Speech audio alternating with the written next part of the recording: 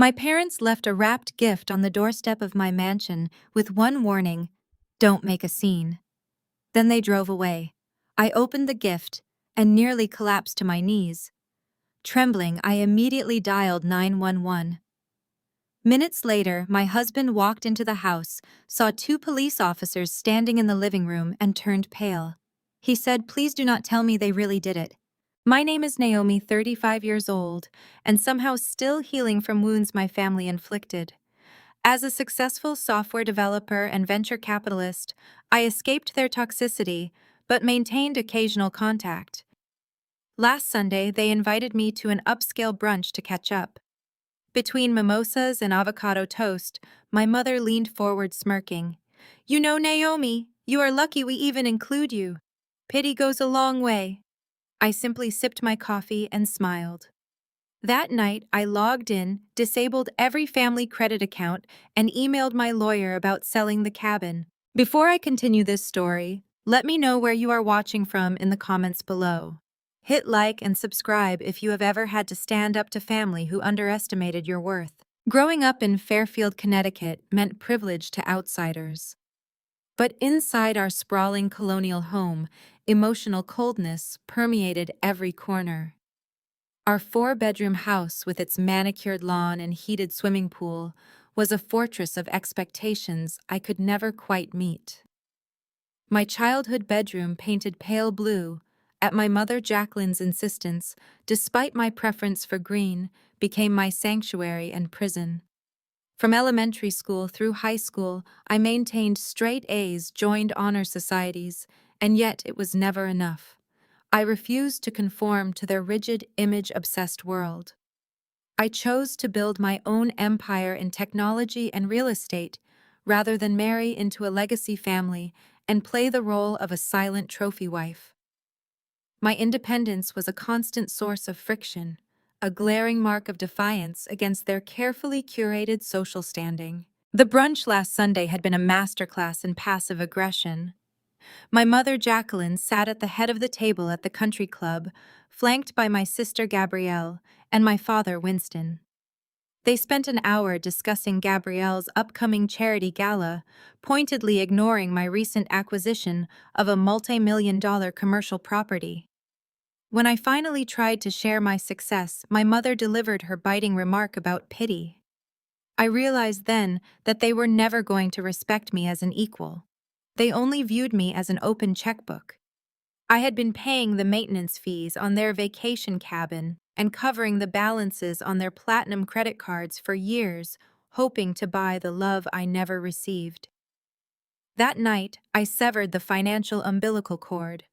I logged into the banking portal, disabled every single family credit account attached to my name, and emailed my lawyer with strict instructions to list the vacation cabin for immediate sale. Cutting them off financially was the ultimate catalyst that triggered their desperate, terrifying retaliation. That brings us to the gift box sitting on my kitchen island. It was wrapped in heavy silver paper tied with a pristine silk ribbon. It looked like a present from a luxury boutique, but the contents were pure venom. Inside the box lay a stack of crisp legal documents. I picked them up, my hands completely steady despite the shock coursing through my veins. It was a comprehensive medical and financial power of attorney. The documents were fully executed, carrying the official seal of a notary public who frequently attended my parents' country club dinners. At the bottom of the final page rested a signature. It was a masterful forgery of my own name, perfectly replicating the sharp angles of my handwriting. According to this paperwork, I was legally surrendering total control of my life, my assets, and my company to my sister Gabrielle. Gabrielle was the undisputed golden child of the family. She had followed every rule, married a high-profile investment banker, and currently served as the regional president for a highly exclusive women's society. She was the absolute epitome of their polished, flawless image of success. But I knew the reality behind her perfect social media posts. Gabrielle and her husband were drowning in massive debt, living entirely on credit to maintain their lavish lifestyle.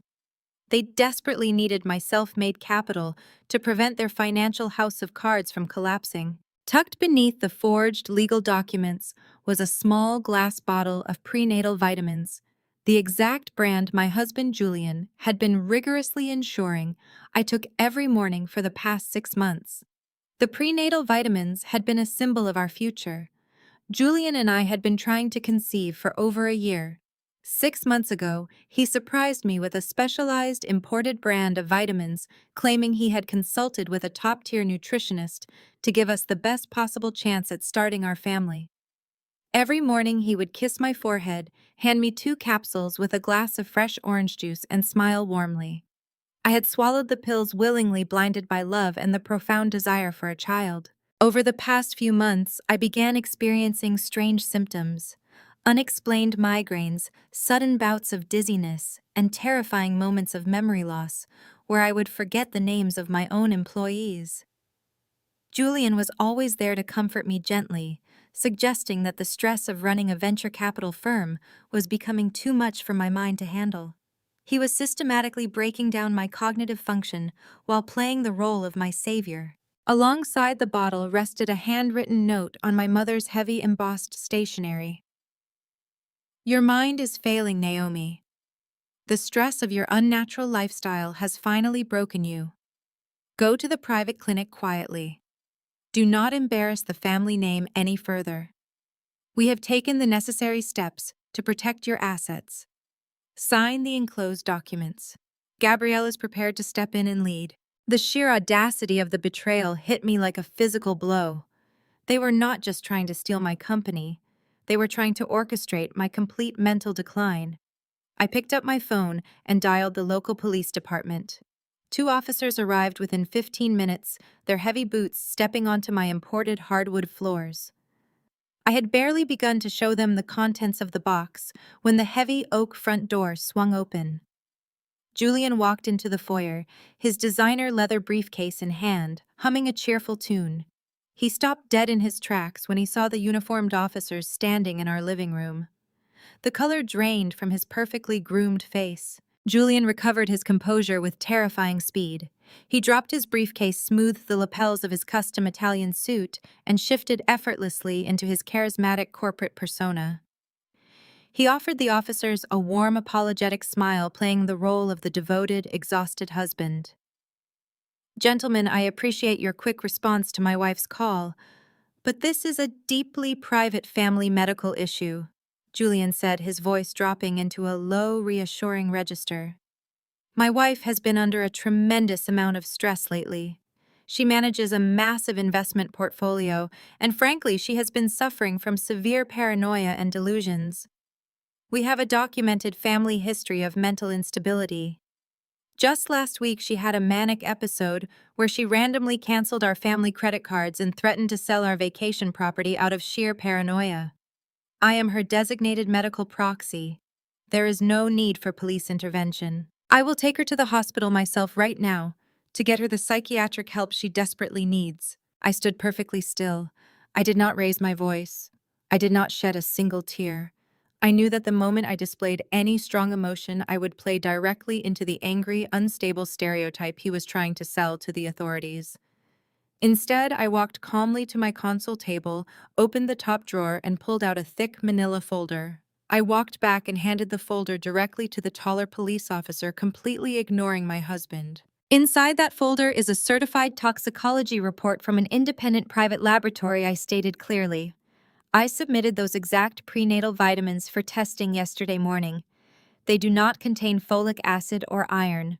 They contain a highly concentrated illegal synthetic neurotoxin designed to slowly mimic the symptoms of early-onset dementia and severe cognitive decline. My husband has been personally handing me those pills every single morning for 6 months." The atmosphere in the room shifted instantly. The officer carefully reviewed the certified laboratory document. His eyes widened as he read the detailed breakdown of the synthetic neurotoxin. He looked from the official seal on the report to the innocent-looking bottle of vitamins resting on the kitchen island. The room turned completely silent. "Sir, put your hands behind your back," the officer commanded, reaching for his handcuffs. The charming smile melted off my husband's face, replaced by a mask of sheer panic. "What? No, you do not understand. This is a mistake. She forged that report. She is insane, he yelled. He took a defensive step backward, his polished Italian leather shoes slipping slightly on the marble floor. The officers did not hesitate. They grabbed his arms with practiced efficiency, twisting them firmly behind his back. The sharp metallic ratcheting of the handcuffs echoed loudly through the high ceilings of our home, sounding like the closing of a prison cell door. "You have the right to remain silent," the officer recited, forcefully pushing Julian toward the entryway. The reality of his situation finally registered, and Julian's polished exterior shattered completely. He thrashed against the officer's grip, turning his head to glare at me with unbridled hatred. "You think you are untouchable just because you built some real estate empire?" Julian spat, his voice echoing with venom. "You think your money protects you? Your parents play golf with the federal judges in this city.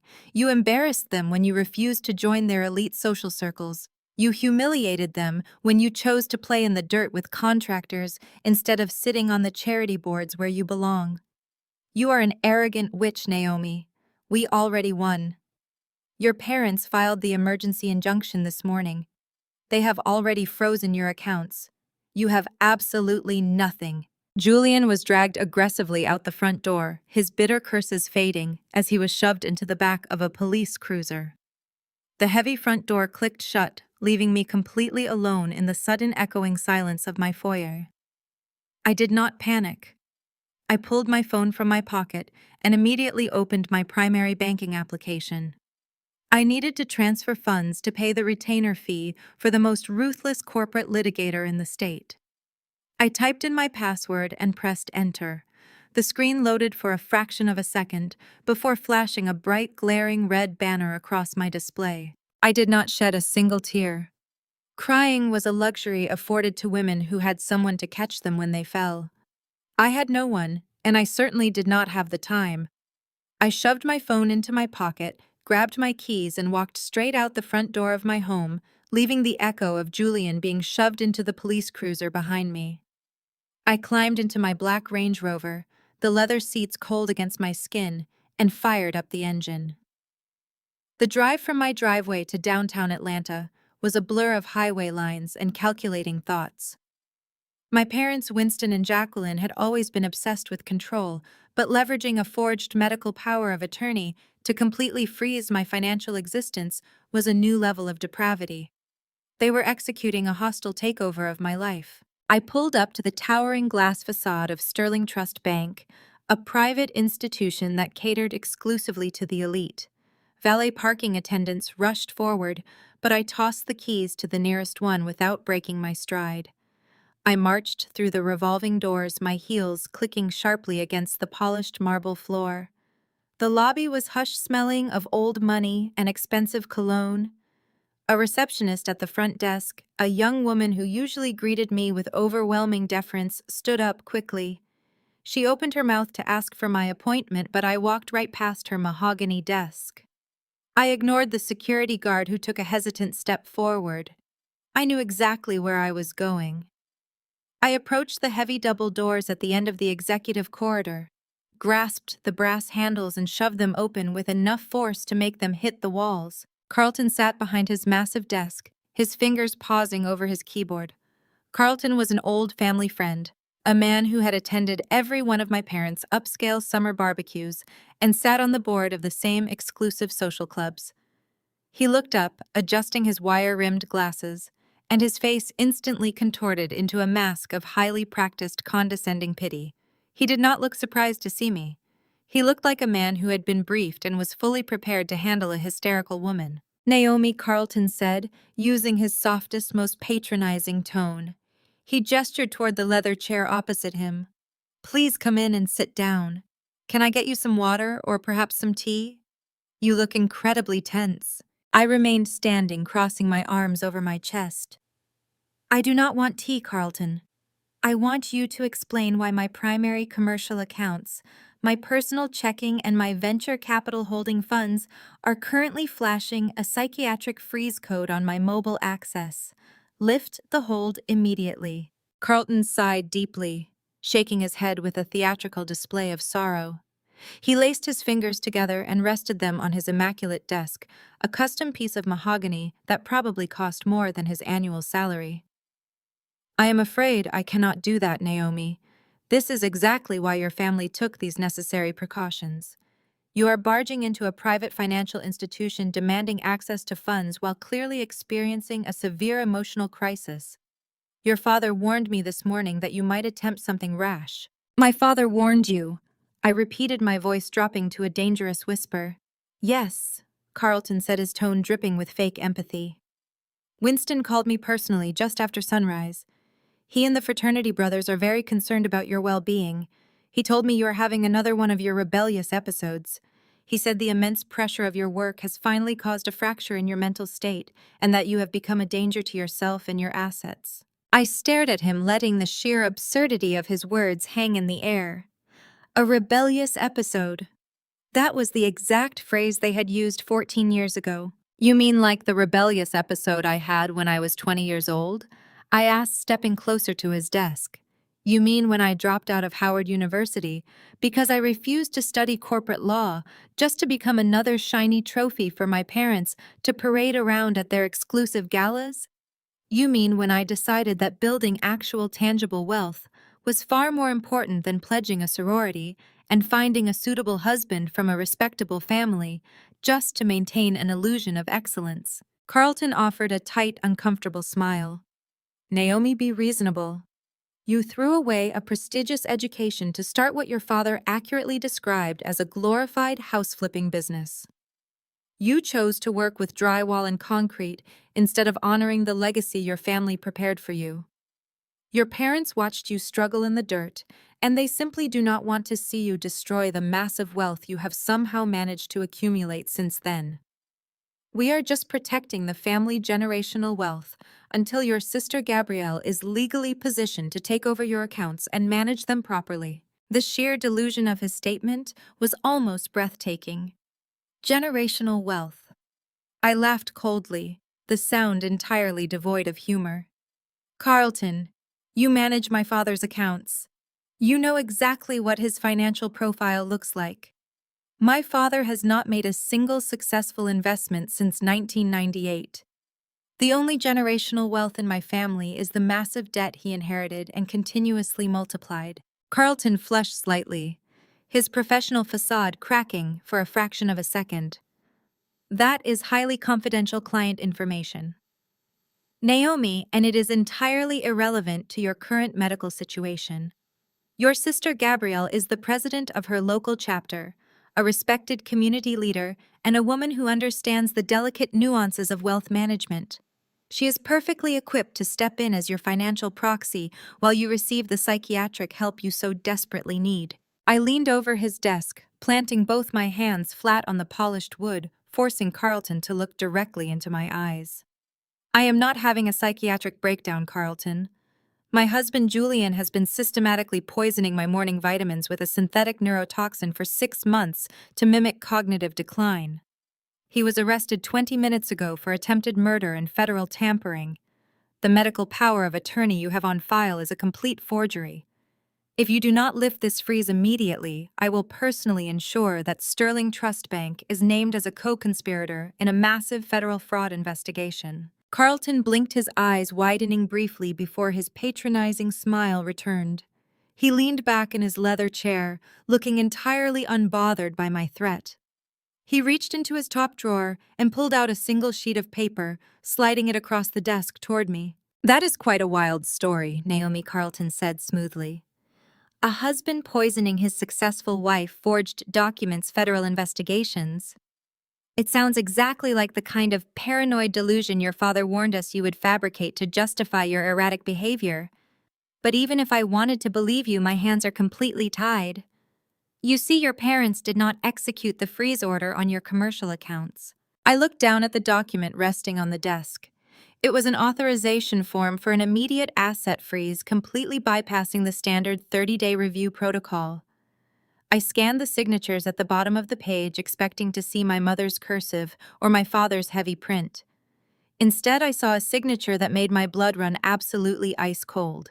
It was not just my parents, Carlton continued, his voice dripping with triumphant satisfaction.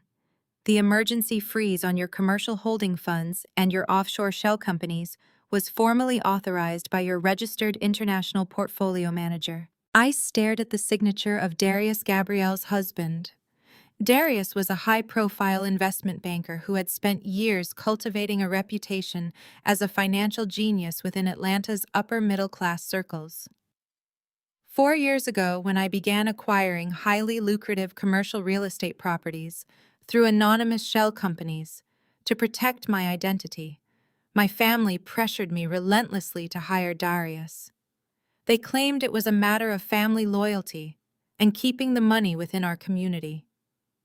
Against my better judgment, I had given Darius limited administrative access to act as a blind proxy for my international accounts, strictly to appease my parents and keep Gabrielle from complaining at every holiday dinner. Darius had just completely locked me out of my own life's work. He is your legal fiduciary for those specific offshore entities, Carlton explained, watching my face closely for any sign of a breakdown. Darius provided a sworn affidavit this morning stating that you contacted him in the middle of the night, demanding that he liquidate your entire portfolio and transfer the funds to an unverified cryptocurrency exchange.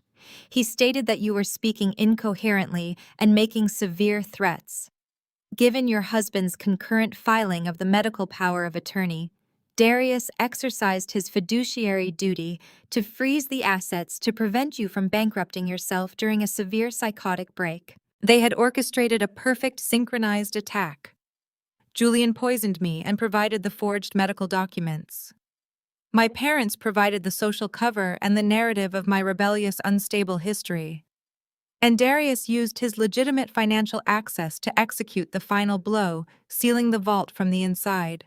Carlton tapped the document with his expensive pen.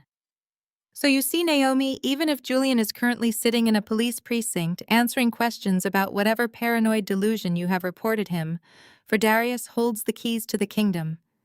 And until a judge reviews the psychiatric evaluation that your sister Gabrielle is currently scheduling for you, those accounts will remain completely inaccessible. I stood up slowly, picking up the document. The trap they had set was brilliant in its execution.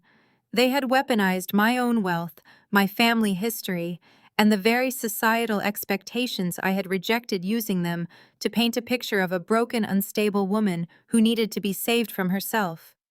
They thought they had backed me into a corner where my only option was to surrender or scream like a madwoman, thereby proving their point. But they had made one fatal miscalculation. They assumed I had trusted Darius with everything. I looked at Carlton, my expression perfectly neutral. "Thank you for your time, Carlton," I said softly. "I will be sure to mention your unwavering dedication to my family's generational wealth during my next conversation with the authorities." I turned and walked out of the office, ignoring Carlton's sudden look of confusion. I strode down the executive corridor, my mind shifting rapidly from defense to pure calculated offense. Darius thought he had frozen my empire because he believed the offshore accounts he managed were the core of my wealth. Darius was an arrogant investment banker who wore perfectly tailored suits and drove a leased Aston Martin. A man who truly believed a woman who preferred construction sites to country clubs could not possibly outsmart him in the complex world of high-level finance. I pulled out my phone and dialed a number I had not called in 3 years. The line rang twice before a sharp, no-nonsense voice answered. "This is Tasha." "Tasha, it is Naomi," I said, pushing through the heavy glass doors of the bank and stepping out into the bright Atlanta sunlight. "It is time to initiate the Vanguard protocol." Darius just took the bait. There was a low, melodic chuckle on the other end of the line. "I have been waiting for this call for 4 years, Naomi." "How much did he lock down?" "Everything he could see," I replied, walking toward my car. "They think I am completely penniless and heading for a psychiatric ward." "Perfect," Tasha said. "Where are we hitting them first?" I started the engine of my Range Rover, the powerful roar of the motor echoing the sudden surge of adrenaline in my veins. My family wanted to play a game of appearances and social standing. They wanted to destroy my life to fund their illusions. I put the car in gear and pulled out of the bank parking lot, accelerating onto the bustling city streets. I am going to crash Gabrielle's little charity luncheon, I told Tasha. Bring the Vanguard files to the Heritage Country Club. Let us show them what real generational wealth looks like. The Heritage Country Club sat nestled behind massive wrought iron gates in the most affluent zip code of Buckhead. It was the absolute pinnacle of Atlanta elite society, a place where multi-million-dollar deals were struck over 18 holes of golf and social hierarchies were ruthlessly enforced over Sunday brunch. Today, the pristine velvet green lawns and marble terraces were overflowing with the city's most influential figures for my sister's highly publicized Jack and Jill charity luncheon. I pulled my Range Rover directly up to the grand entrance, throwing the vehicle into park and leaving the engine running. A panicked valet attendant rushed forward, but I tossed my keys at his chest without breaking my stride. I marched up the sweeping marble steps, my sharp, dark charcoal business suit, cutting a stark contrast to the sea of pastel dresses, wide-brimmed hats, and seersucker suits milling around the lobby. I looked like a storm cloud rolling into a summer picnic, and I did not care. A heavy-set security guard in a tailored blazer stepped into my path, raising a hand to stop me. I did not slow down. I looked him dead in the eye and reminded him that my holding company owned the land this country club leased for its overflow parking lot, and if he touched me, I would double their rent by tomorrow morning. He immediately stepped aside, his hand dropping to his side. I pushed open the heavy mahogany French doors leading into the main ballroom. The room was a dizzying display of curated perfection. Crystal chandeliers cast a warm glow over massive floral centerpieces. Waiters in white gloves circulated with trays of champagne. The soft hum of a live jazz quartet played in the corner. As I strode into the center of the room, the clinking of crystal glasses and the polite, muted laughter began to falter. Heads turned in my direction. The hushed whispers of Atlanta's elite rippled through the crowd as the sea of pastel dresses parted to make way for me. Before I could reach the VIP table at the front of the room, a hand clamped down viciously on my arm. It was my mother, Jacqueline. Her face, usually a mask of serene, unbothered elegance, was twisted in absolute rage. Her perfectly manicured nails dug into the fabric of my suit jacket as she physically dragged me behind a massive column of white hydrangeas out of the direct line of sight of the local politicians and socialites. "What is wrong with you?" Jacqueline hissed, her voice vibrating with a quiet, terrifying fury. "You could not let Gabrielle have one single day. This luncheon is the social event of the season. She is the epitome of Black excellence. She married a top-tier investment banker. She is the regional president of this organization. And you show up here looking like a common contractor fresh off a construction site." I looked down at her hand gripping my arm, then back up to her furious eyes. I did not pull away. I wanted to feel the exact weight of her desperation. "Julian was just hauled out of my house in handcuffs for poisoning me," I stated clearly, keeping my voice dangerously level. "And your immediate concern is Gabrielle's charity luncheon." Jacqueline did not even flinch at the mention of my attempted murder. Her eyes darted nervously toward the crowd to ensure no one was listening. "Julian simply did what needed to be done to protect the family," she whispered venomously. "You have been out of control for years, Naomi. You humiliate us. You out-earn the men in our circle. You refuse to play your position, and you hoard your wealth like a miser instead of elevating the family name. We had to step in before you ruined everything we built. Now sign the company over to your sister before Julian's arrest hits the blogs and destroys our political standing in this state." I smiled at the sheer audacity of her delusion. "I am not signing anything, Mother. And you built absolutely nothing. I financed this entire charade." A soft, mocking laugh sounded behind my mother. Gabrielle stepped out from the crowd holding a crystal flute filled with a mimosa. She was wearing a custom-tailored peach dress, her hair styled in flawless cascading waves. She looked down at me with the supreme, unearned arrogance she had carried since childhood. Her husband Darius stood 2 steps behind her wearing a smug grin and a Rolex he had purchased using my company's credit line. Do not fight it, little sister, Gabrielle said, taking a slow sip of her drink. It is already over. You always thought you were so much smarter than us just because you read spreadsheets instead of socializing.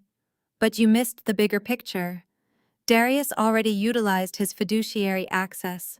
He wired the entire $15 million from your primary commercial account directly into my offshore trust 2 hours ago. The transfer is complete. You are completely broke. Gabrielle took a step closer, lowering her voice so only the three of us could hear. Her eyes gleamed with absolute malice. The bank accounts are frozen. Your husband is declaring you legally incompetent. Go check yourself into the psychiatric ward like a good little girl, and maybe I will give you a weekly allowance when I take over your firm. Darius chuckled, adjusting the cuffs of his expensive suit. We really do appreciate the capital, Naomi. Gabrielle and I have some major real estate acquisitions to make, and your funds were just sitting there gathering dust. Do not worry. We will make sure the family legacy shines brighter than ever. I looked at my mother, whose chest was heaving with triumphant breaths. I looked at Darius, who believed his leased luxury cars and fabricated banking titles made him untouchable. And finally, I looked at Gabrielle, the golden child who had just confessed to orchestrating the complete theft of my life's work. I did not scream.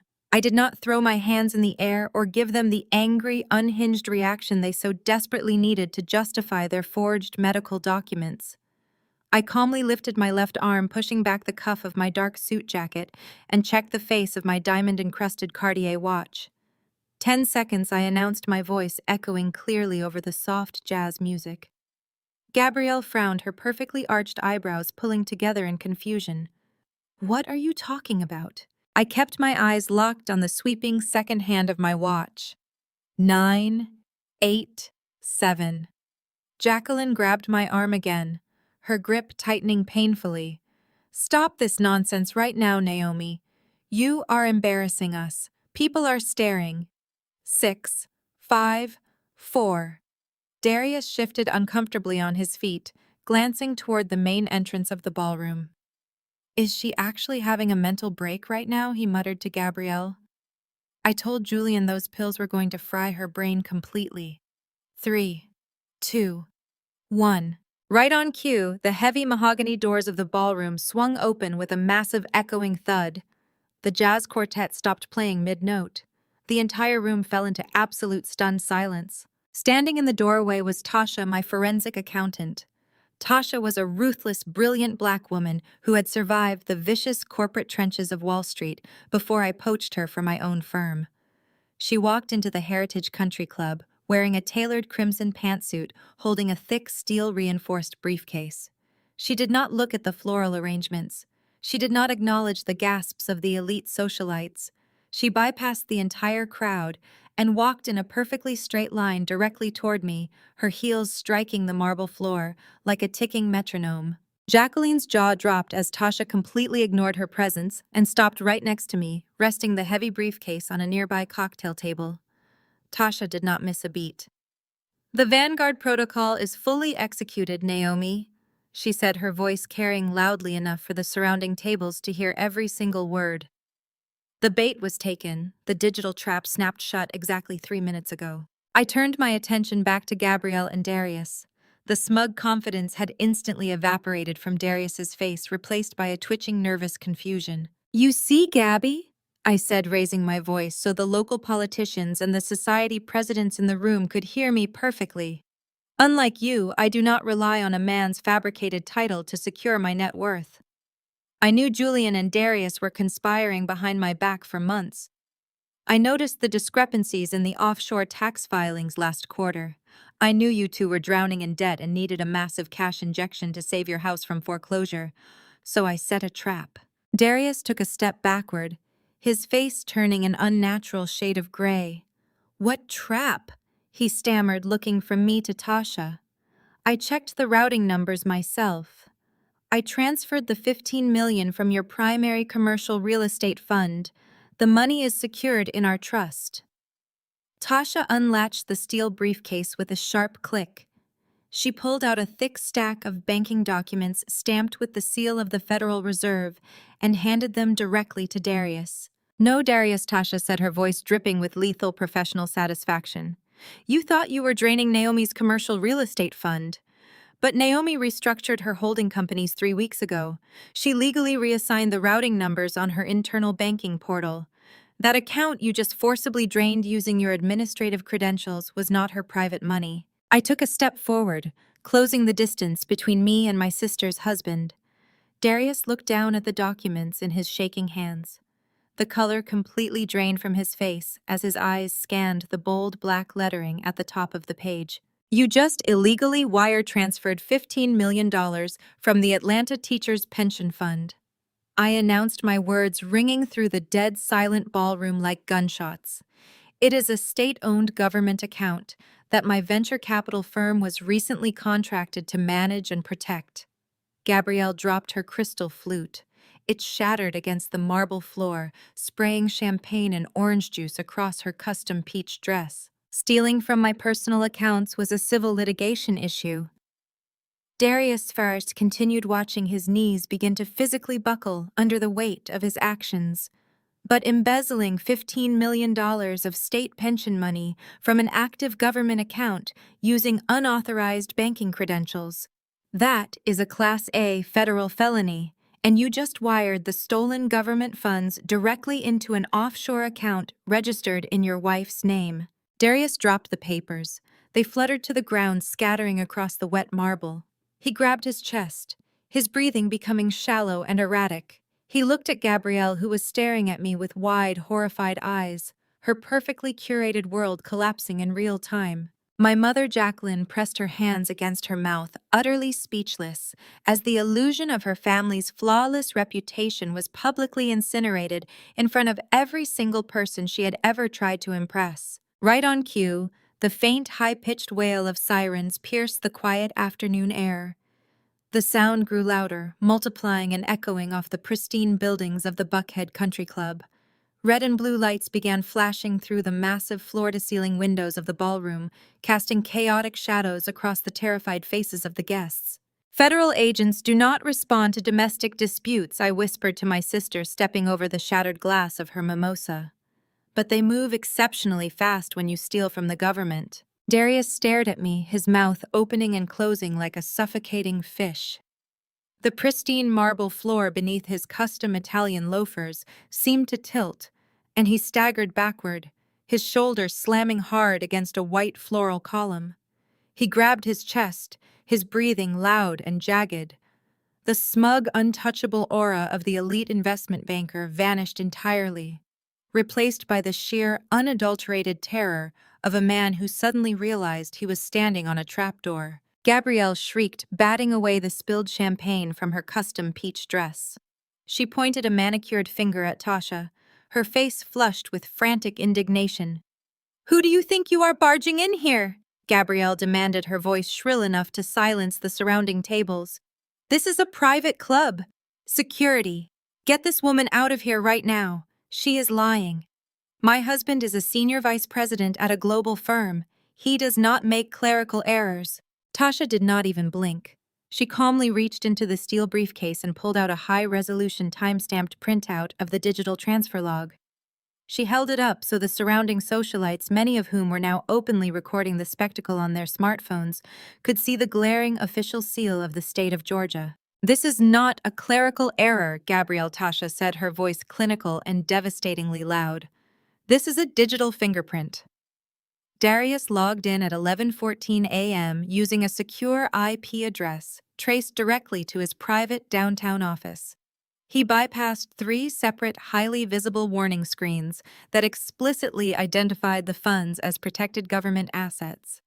He was in such a rush to steal your sister's money that he blindly clicked agree on a federal transfer disclosure. I stepped forward, boxing Darius in against the floral column. You see, Darius Julian was never as smart as he thought he was. 6 months ago, I noticed my husband sneaking into my home office trying to access my encrypted files. He was incredibly sloppy. He left digital footprints all over my private network. I hired Tasha to quietly audit my entire life. She found the encrypted messages between the two of you. I read every single text, Darius. I read how you and Julian laughed at me. I read how you plan to declare me legally incompetent, drain my liquid capital to pay off the massive margins you lost on your failed cryptocurrency bets, and leave me rotting in a psychiatric facility. My mother, Jacqueline, pushed her way into the center of the circle. Naomi, stop this right now, she hissed, her eyes darting frantically toward the mayor's wife, who was watching the scene with rapt, scandalous attention. You are humiliating us. I will not allow you to ruin your sister's reputation with these fabricated documents. We all know you are having a mental breakdown. Julian warned us this morning. You are sick. You need a hospital, not an accountant. Tasha turned her sharp gaze to my mother. Mrs. Winston, I strongly suggest you lower your voice. The only thing fabricated here is the illusion of your family's wealth. While I was auditing Naomi's accounts, I took the liberty of auditing the entities she has been quietly subsidizing. That includes the mortgage on your Buckhead estate, the lease on your husband's Mercedes, and the country club dues that allow you to stand in this room today. If you take one more step toward my client, I will gladly read your past due balances and foreclosure notices aloud to the mayor's wife myself. My mother froze instantly. The sheer terror of public exposure paralyzed her completely. The elite women she had spent decades trying to impress were now whispering behind their hands, their eyes wide with delight, as the legendary Winston family facade crumbled into dust. Darius finally found his voice. It was a pathetic, trembling croak. Gabrielle, he wheezed, turning to his wife, his hands shaking violently. You said it was a shadow account. You told me it was off the books. You said Naomi was hiding cash from the IRS, and she would never dare report the missing funds. You promised me it was clean. Gabrielle's survival instincts kicked in with breathtaking speed. She physically recoiled from her husband, looking at him with absolute practiced disgust. I have no idea what you are talking about, Darius, she declared loudly, ensuring the recording smartphones captured her denial. I never told you to steal anything. You managed the finances. If you embezzled government funds to cover up your own catastrophic failures, that is entirely your fault. Do not you dare try to drag me down with you. Darius looked at the woman he had married, the woman he had just committed a federal crime to appease, and realized he was entirely alone. He was the one who clicked the transfer button. His biometric data was tied to the authorization. Gabrielle had kept her own hands perfectly clean, pushing him directly into the line of fire. I checked my Cartier watch again. The wail of the sirens outside had reached a deafening pitch. They abruptly cut off, replaced by the screech of heavy tires stopping directly in front of the country club's grand entrance. Darius, where I said, my voice dropping to a low, icy register. You thought you could use my money to save your career. You thought because I was a woman who built her fortune outside of your traditional boys' club, I would be an easy target. But I am the one who built the system you tried to rob. Tasha and I created a mirrored portal on my secure server. We funneled the state pension contract through that specific access point, knowing you would eventually strike. You did not hack me, Darius. I opened the door, handed you a live grenade, and watched you pull the pin. Heavy footsteps echoed from the lobby. The towering mahogany doors of the ballroom burst open with tremendous force. 6 federal agents wearing dark tactical jackets with FBI emblazoned across their backs strode into the room. They were accompanied by 2 armed local police officers. The jazz quartet, which had been nervously lingering by their instruments, completely abandoned their stage and fled toward the kitchen. A senior federal agent stepped forward, his sharp eyes scanning the terrified crowd before locking directly onto Darius. Darius Vance, the agent, barked, his voice cutting through the remaining whispers. Step away from the crowd and keep your hands exactly where I can see them. Darius dropped to his knees. He literally collapsed onto the imported marble floor, burying his face in his hands, weeping uncontrollably. The wealthy socialites scattered like frightened birds, pulling their expensive silk dresses away from him as if his sudden ruin was a highly contagious disease. My mother tried to rush toward the federal agents, her hands raised in a desperate, placating gesture. Officers, please, there has been a terrible misunderstanding. My son-in-law is a highly respected vice president. He is a senior member of the Heritage Foundation. You cannot just storm in here and arrest him. The lead agent did not even look at her. He pointed a firm finger at Darius. Get him up and get him in the car. We are securing his office downtown as we speak. Two agents hoisted Darius off the floor by his armpits, slapping heavy federal restraints onto his wrists. As they dragged him past me, he did not look at his wife. He looked at me, his eyes wide with a terrifying, vacant desperation. It was exactly the same look Julian had given me an hour earlier, when his own trap snapped shut on his wrists. I turned to Gabrielle. She was trembling, but her jaw was set hard. The flawless facade of the perfect charity hostess had melted away entirely, leaving behind the vicious, cornered predator I had known since childhood. She knew Darius was going to federal prison. She knew her assets would be seized by the end of the day to pay back the pension fund. She knew the elite social empire she had sacrificed my sanity to maintain was completely, irreversibly obliterated. But Gabrielle was not finished fighting. While the federal agents were busy reading Darius his rights and securing the bewildered witnesses, Gabrielle suddenly lunged forward. She grabbed my wrist with surprising bruising strength. Her nails dug into my skin, drawing tiny beads of blood. "We are going to talk," Gabrielle hissed, her voice vibrating with a psychotic, desperate intensity. "Right now." Before Tasha could intervene, Gabrielle violently yanked me backward, dragging me out of the main ballroom and shoving me through a discreet side door that led into the private VIP coat room. The heavy wooden door slammed shut behind us, plunging us into the dim, cedar-lined space filled with expensive cashmere coats and mink wraps. The thick walls instantly muffled the chaos of the federal raid happening in the ballroom outside. The thick walls instantly muffled the chaos of the federal raid happening in the ballroom outside. The air in the VIP coat room was heavy, thick, with the scent of cedarwood, expensive damp wool, and the cloying, sweet perfume Gabrielle bathed in. The sudden silence was jarring compared to the shouting and sirens we had just left behind. Gabrielle backed away from the door, her chest heaving. She reached up with trembling hands and violently yanked the diamond clips from her hair, letting the perfect waves fall into a messy tangle around her shoulders. The flawless, unbothered charity hostess was dead. In her place stood a cornered, vicious predator, realizing the cage was locked. I leaned against a rack of mink coats, crossing my arms. "You left your husband out there to take the fall alone," I stated, watching her frantic movements. "That is cold, even for you, Gabby." Gabrielle did not answer immediately. She dropped to her knees, ripping open the clasp of her designer clutch. She threw a tube of lipstick and a compact mirror onto the floor, her manicured fingers digging frantically into the silk lining. "She is looking for a weapon," I thought briefly, my muscles tensing. But what she pulled out was not a weapon made of steel. It was a single folded piece of thick legal paper. She stood up, smoothing the creases of the paper with aggressive, jerky motions. She marched across the small space and shoved the document directly into my chest.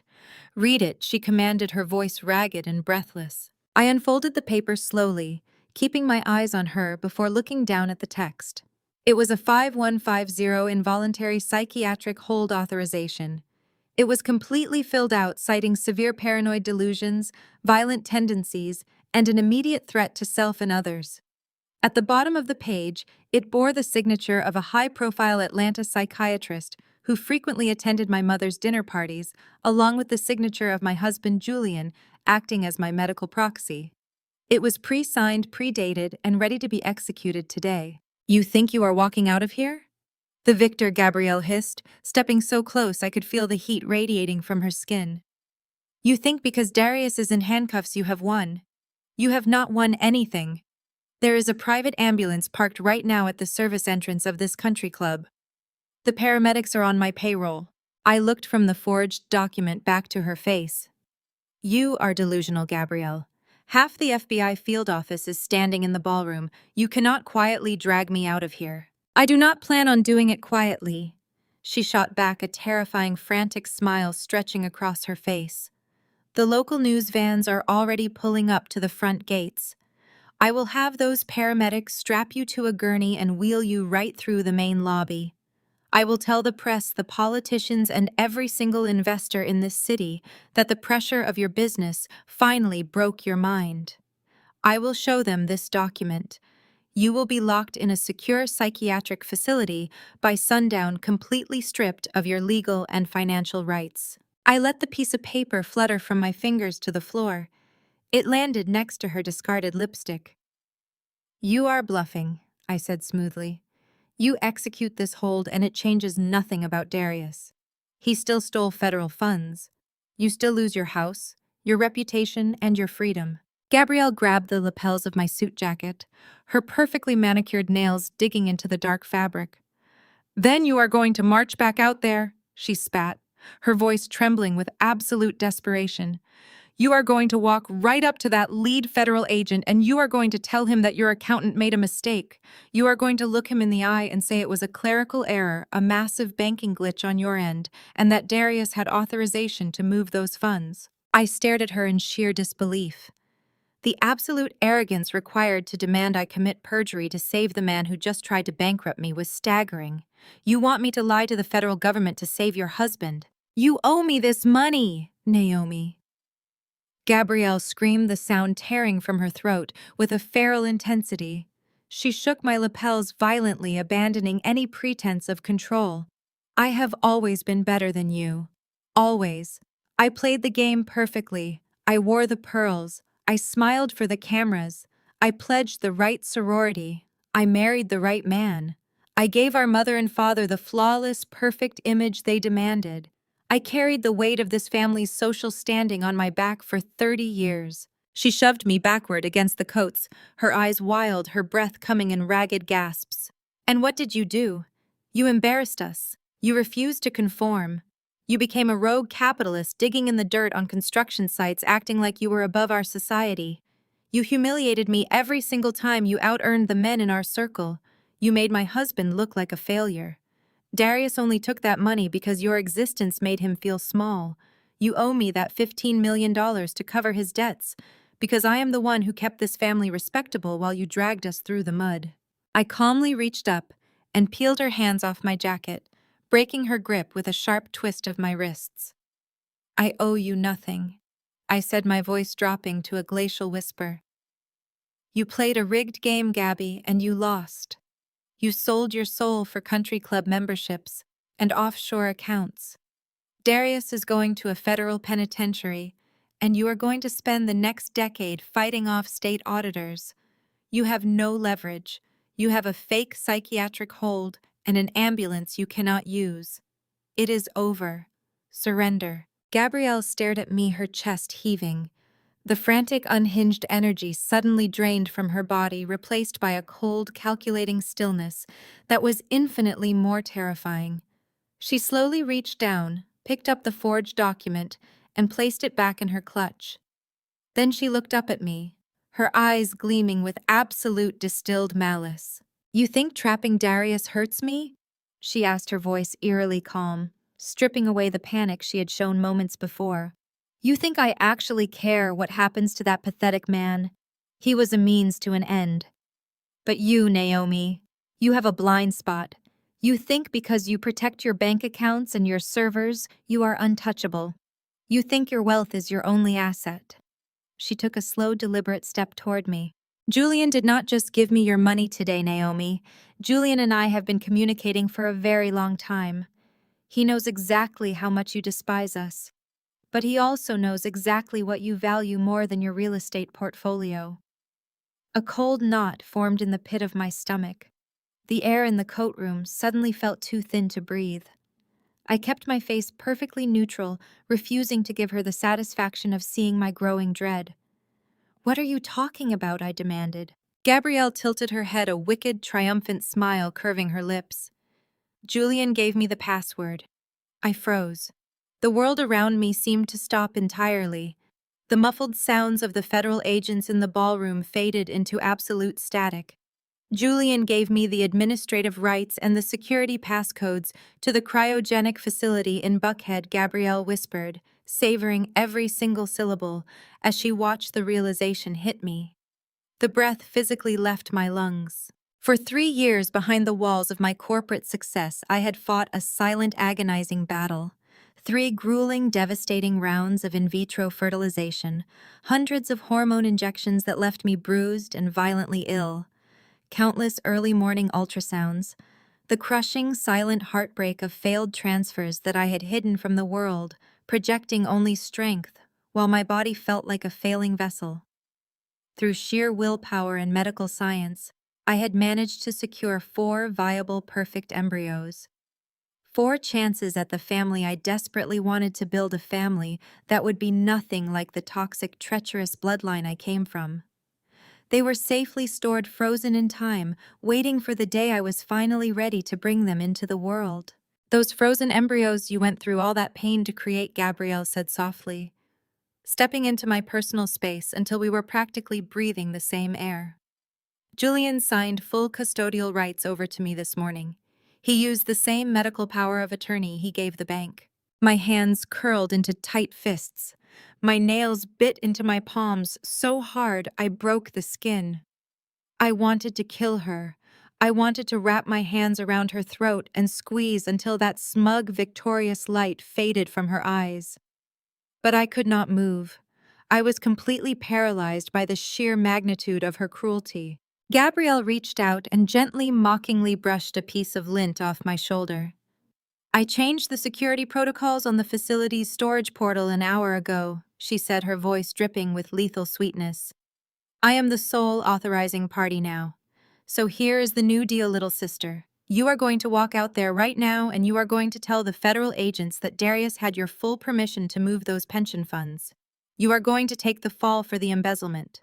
You will go to prison and I will keep the 15 million. I stared at her, my vision blurring with a mixture of absolute rage and profound, paralyzing terror. "And if I refuse," I whispered, the sound barely escaping my throat. Gabrielle leaned in, her lips brushing against my ear. Her perfume was suffocating. "If you refuse," she whispered, "if I am going down today, your unborn children are going straight into the incinerator. The facility manager is waiting for my phone call. One word from me and the freezer gets unplugged." She pulled back, looking directly into my eyes, waiting for me to shatter. "Make your choice, Naomi, your money or your babies." I did not scream. I did not give Gabrielle the satisfaction of seeing even a fraction of terror in my eyes. Instead, I raised my right leg and kicked the heavy cedar courtroom door dead center with every ounce of physical strength I possessed. The brass latch shattered against the reinforced doorframe, and the heavy wood slammed violently into the hallway wall with a deafening crack. Gabrielle jumped backwards, startled by the sheer explosive force of the impact, her designer clutch slipping from her fingers. I did not look back. I sprinted through the side corridor of the Heritage Country Club, completely bypassing the main ballroom, where federal agents were currently dismantling Darius and his fraudulent banking empire. Tasha was waiting near the exit, her steel briefcase secured tightly against her side. I gave her a single sharp nod. "Finish the liquidation protocol here," I ordered, my voice clipped and breathless. "Do not let my mother leave this building until she understands she is bankrupt. I have a clinic to get to." I burst through the heavy glass doors and threw myself into the driver's seat of my Range Rover. The engine roared to life, a deep mechanical growl that matched the frantic, heavy pounding of my heart against my ribs. I slammed the shifter into drive and tore out of the country club parking lot. The tires screamed against the hot Atlanta pavement, leaving thick black streaks behind as I merged recklessly onto the busy afternoon highway. My mind raced significantly faster than the digital speedometer on my dashboard. Julian had somehow managed to post his bail. He must have utilized the last fraction of the hidden liquid funds he had skimmed from my secondary commercial accounts before I initiated the total banking freeze. He had beaten me to the streets, and like a cornered, desperate animal, he had gone straight for my only true vulnerability. The drive across town to the Genesis Fertility Clinic was an absolute blur of swerving metal and blaring horns. I cut aggressively across 3 lanes of traffic, my foot pinned firmly to the floorboard, ignoring the furious shouts of other drivers. This specific clinic was an elite fortress-like facility located in the heart of the medical district. They catered exclusively to billionaires, politicians, and high-profile celebrities. They prided themselves on ironclad discretion, state-of-the-art preservation technology, and impenetrable security.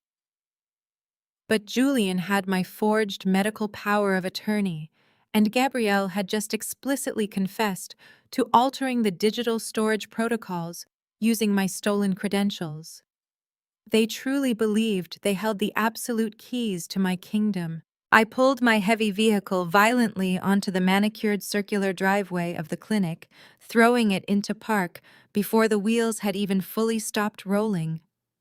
I left the keys in the ignition, ignored the shouting valet attendant, and sprinted toward the towering tinted glass entrance.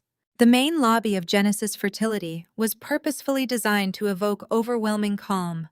Pristine white marble floors, cascading water walls, and hushed ambient acoustic music usually filled the vast space.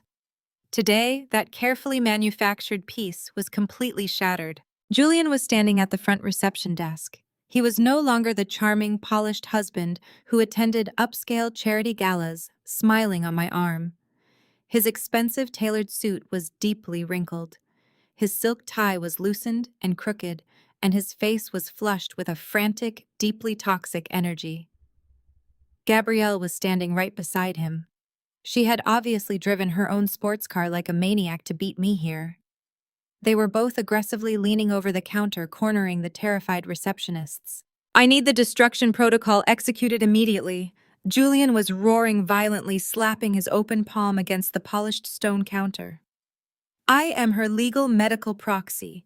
I have the signed authorization forms right here in my hand.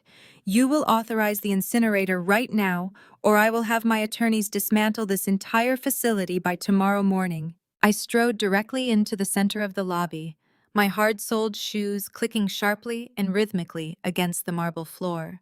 "Do not bother threatening the medical staff, Julian," I announced, my voice cutting through his pathetic tantrum like a frozen blade. Julian whipped around to face me. His eyes widened for a fraction of a second before twisting into a sneer of pure, unfiltered hatred. He looked at me not as a wife, not as a partner, but as an enemy combatant he believed he finally had pinned to the ground. "You are too late, Naomi," Julian shouted, throwing his arms wide in a theatrical display of victory right in front of the stunned receptionists and the security guards gathering nervously by the elevators. "You brought this entirely on yourself. You cared infinitely more about your real estate acquisitions, your commercial properties, and your offshore accounts than giving me an actual legacy." I kept my distance, my expression completely neutral, letting him dig his grave deeper with every single word he broadcasted to the room. Gabrielle stepped up beside him, hooking her arm possessively through his. Her expensive peach dress was still stained with the sticky remnants of the mimosa she had dropped at the country club, but her smile was radiantly triumphant. "We warned you, little sister," Gabrielle sneered, her voice dripping with venom. "You chose your bank accounts over your future. Now watch your entire future burn to ashes." They expected me to break. They expected me to drop to my knees, beg for mercy, and offer them every single penny I owned to halt the destruction process. They needed my hysterics to validate the psychiatric hold they still possessed in their pockets. I did not scream. I did not shed a single tear. I felt absolutely nothing but a chilling, beautiful calm. I calmly adjusted the cuffs of my dark suit jacket, walked directly past my screaming husband and my treacherous sister, and approached the reception desk. The lead receptionist, a woman named Sarah, who had held my hand during my most painful, devastating ultrasound appointments, looked up at me. She did not look terrified anymore. She looked at me and offered a warm, subtle, deeply knowing smile. A heavy, frosted glass door behind the reception area slid open with a soft, mechanical hiss. Dr. Aris, the clinic director, and the chief embryologist stepped out into the lobby. He was a brilliant, meticulous man who despised public drama and valued clinical precision above all else. He adjusted his wire-rimmed glasses, holding a thick silver medical clipboard, and looked at Julian with an expression of supreme professional disdain. "Mr. Winston," Dr. Aris said, his voice entirely devoid of emotion, echoing loudly through the silent lobby. "As I explicitly told you 5 minutes ago before you began shouting at my staff, there is absolutely nothing in this facility for you to destroy." Julian froze. The smug, victorious sneer melted off his face instantly. "What are you talking about?" Julian demanded, his voice cracking with sudden panic. "I have the legal custodial transfer documents right here. I signed them this morning." Gabrielle changed the passcodes. "I legally own the contents of that storage unit." Dr. Eris opened the clipboard, flipping past a stack of heavily redacted, legally certified transfer documents. You hold the custodial rights to the specific storage unit, Mr. Winston, the director clarified coldly. However, you do not possess the biological material you are looking for. Naomi moved her viable embryos to a highly secure, undisclosed facility out of state exactly 3 weeks ago. She initiated a full biometric lockdown on their transit location. Not even I have access to their current coordinates. She legally severed your access rights the moment she uncovered your financial discrepancies. The color drained entirely from Julian's face. He looked at me, his eyes wide with a sudden suffocating terror. You knew he whispered, the realization finally crashing down on him like a collapsing building. Gabrielle let out a sharp, panicked gasp. She looked down at the 2 heavy cryogenic transport containers sitting on the reception counter, the ones she and Julian had just officially signed to have incinerated. Her hands began to shake violently as she pointed a trembling finger at the stainless steel canisters. Then, what did we just sign for? Gabrielle asked, her voice shrill and terrified. What is in those containers? What did we just legally authorize you to destroy? Dr. Eris closed the clipboard with a definitive echoing snap. He looked directly at my sister, his eyes utterly unforgiving. You authorized the immediate chemical incineration of the biological material legally registered under the Winston corporate umbrella. Dr. Eris explained, his tone dropping the temperature in the room by 10 degrees. 10 years ago, Gabrielle, you utilized your sister's corporate medical accounts to finance the extraction and cryogenic freezing of your own eggs. You were deeply paranoid about aging, and Darius was already too broke to afford the premium storage fees. Because Naomi paid the annual premiums through her holding company, she maintained administrative override. She simply swapped the internal locker designations on the clinic's digital registry. Gabrielle's breath caught in her throat. Her eyes bulged as the catastrophic weight of the director's words settled into her mind. I took one final step toward my sister, leaning in so close she could see her own ruined, terrified reflection in my eyes. You wanted to play God with my legacy, Gabby, I whispered, ensuring Julian heard every single word. So I let you play God with your own. You just signed the paperwork to incinerate your entire biological future. And because you executed a federal biohazard destruction order to try and bypass the mandatory waiting period, the process is completely irreversible. Those were your eggs, Gabrielle, and Julian just helped you burn them to ashes. Gabrielle let out a guttural, agonizing scream. She lunged toward the reception desk, desperately clawing at the heavy steel canisters, her tears ruining her flawless makeup. Julian staggered backward, hitting the glass wall of the lobby, realizing he had traded his freedom, his marriage and his dignity for a woman who had just permanently destroyed any chance of giving him the family they conspired to build. I turned my back on their beautiful synchronized ruin and walked calmly out of the clinic into the bright, blinding Atlanta sunlight. I stepped into the blinding Atlanta sunlight, the heavy glass doors of the Genesis Fertility Clinic sliding shut behind me. The stifling summer heat radiated from the pavement, a stark contrast to the sterile, frigid air of the lobby I had just left. I took a deep, cleansing breath, savoring the absolute silence of my victory. But the silence lasted exactly 3 seconds. The automatic doors hissed violently open.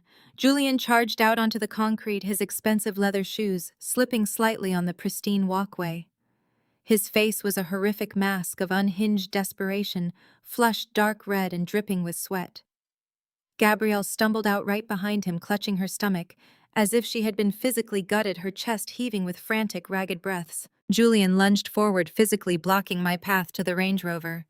He did not look like the polished, charming corporate husband our society friends adored.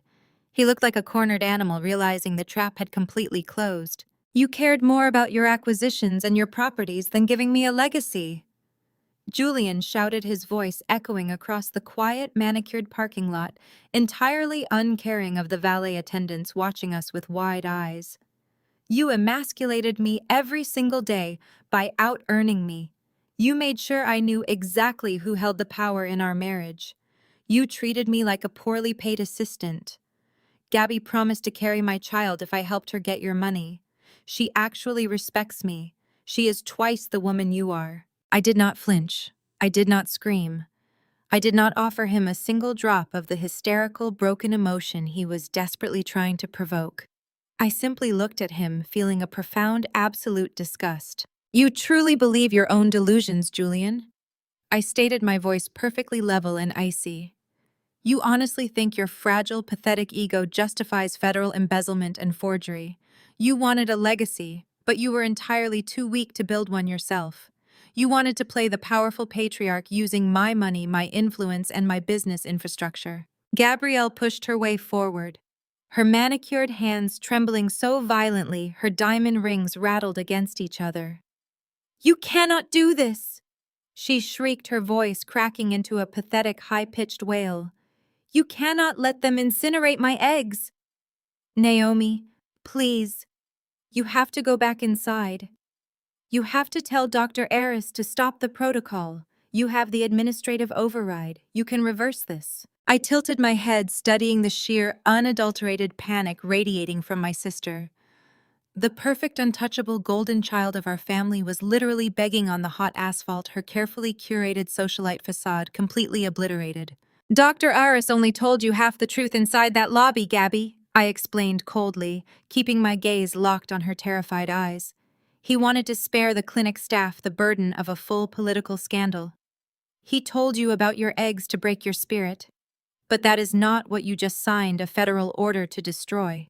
Julian froze, the anger draining from his face, replaced instantly by a sickening, paralyzing dread.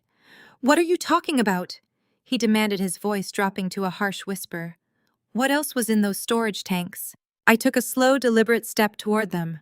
"You both are so blinded by greed and your fragile egos that you did not read the fine print on the transfer logs. You were in such a massive rush to destroy my future that you blindly signed a stack of highly classified, legally binding medical destruction manifests without checking the asset registry numbers." I watched Julian's throat bob as he swallowed hard. "The biological material you just signed an irrevocable federal order to incinerate did not belong to me," I said, pronouncing every single word with lethal precision. "And it did not just belong to Gabrielle. The material inside Tank 4 belonged to Senator Davis." Gabrielle let out a sharp, strangled gasp, physically recoiling as if I had struck her. Julian staggered backward, his mouth falling open in sheer, absolute horror. "Senator Davis." Julian repeated the name, tearing from his throat. "The very man whose political campaign our parents are currently funding." "Exactly." I smiled, a cold, predatory curve of my lips. "Senator Davis and his wife have been utilizing Genesis fertility for highly classified genetic preservation for 5 years. Because I sit on the clinic's executive board and frequently subsidize their expansion projects, I handle the encrypted data routing for their highest-profile VIP clients. The senator trusts me implicitly. When I discovered your incredibly sloppy attempts to access my personal medical files last month, I knew exactly what you were planning. So I set a trap. I legally altered the digital identification tags on the storage units. It was a decoy tank. I wanted to see exactly how far you two would go." "You tricked us!" Gabrielle screamed, pointing a shaking finger at my face. "That is entrapment. You set us up to commit a crime." "I did not force you to forge my signature on a medical power of attorney, Gabby," I replied smoothly. "I did not force you to bribe paramedics with a fake psychiatric hold. I did not force you to march into a federally regulated medical facility and demand the destruction of biological assets. I simply laid out the rope and you two eagerly tied the noose around your own necks." Julian looked like he was going to vomit. His eyes darted wildly around the parking lot as the catastrophic weight of his actions finally crushed his remaining delusions. "You do not understand, Naomi," Julian stammered, his hands gripping his hair in absolute panic. "I just posted bail. I used the very last of the hidden offshore funds I managed to secure before your forensic accountant froze the accounts. I am out on bail. If they process this paperwork, if Senator Davis finds out what we just authorized, destroying the biological material of a sitting United States senator using forged medical signatures elevates your crime from a simple domestic dispute to federal tampering, severe medical extortion, and identity theft. I explained clinically, enjoying the sheer terror radiating from him. The FBI was already seizing your office files for the pension fund embezzlement. But now you have actively targeted a high-ranking federal official. You just made yourselves the primary targets of a massive federal investigation.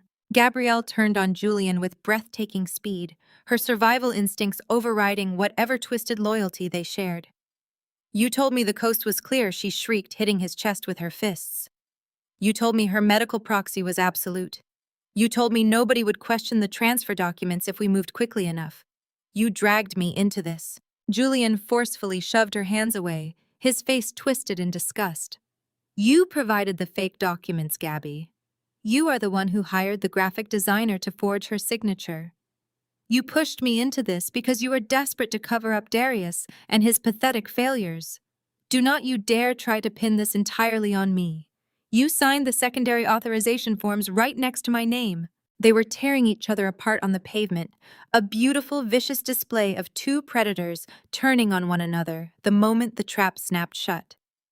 The unified front they had proudly displayed inside the clinic was completely gone, replaced by cowardice, blame, and frantic self-preservation. I checked my watch, adjusting the heavy gold band on my wrist. The sunlight caught the face of the timepiece flashing brilliantly. You both thought my success was a fluke, I said, cutting through their shouting match. You thought because I did not brag at dinner parties, because I did not flash my wealth like a desperate socialite, that I was weak. You underestimated me at every single turn. You thought you could steal my money, lock me in a psychiatric ward, and burn my children. But I built my empire by anticipating every possible threat. You are not smart enough to play this game with me. Before Julian could fire back another pathetic defense, a sharp, piercing ring cut through the heavy summer air. Julian froze. He slowly reached into the pocket of his rumpled suit jacket and pulled out his smartphone. The screen was flashing brightly. He stared at the caller ID, his face draining of whatever color it had left. It was a chalky, sickly white. "Answer it, Julian," I commanded softly. His hand trembled so violently he nearly dropped the device. He pressed the phone to his ear, his eyes wide and vacant. "Hello?" he whispered. I watched his chest stop moving. I watched his breathing suspend completely as the voice on the other end of the line delivered the final crushing blow to his reality. "Yes, this is Julian Winston," he stammered, his voice sounding incredibly hollow, like a man speaking from the bottom of a deep well. "What do you mean? How did you—" He slowly lowered the phone from his ear. The device slipped from his sweaty fingers and clattered onto the concrete driveway, the screen shattering into a spiderweb of cracked glass. "Who was that?" Gabrielle demanded, shaking his arm frantically. "Julian, who was on the phone." Julian did not look at her. He stared straight past me, gazing blankly at the entrance of the clinic parking lot. "That was my bail bondsman," Julian whispered, his voice completely devoid of life. Gabrielle backed away from him, her eyes wide with mounting terror.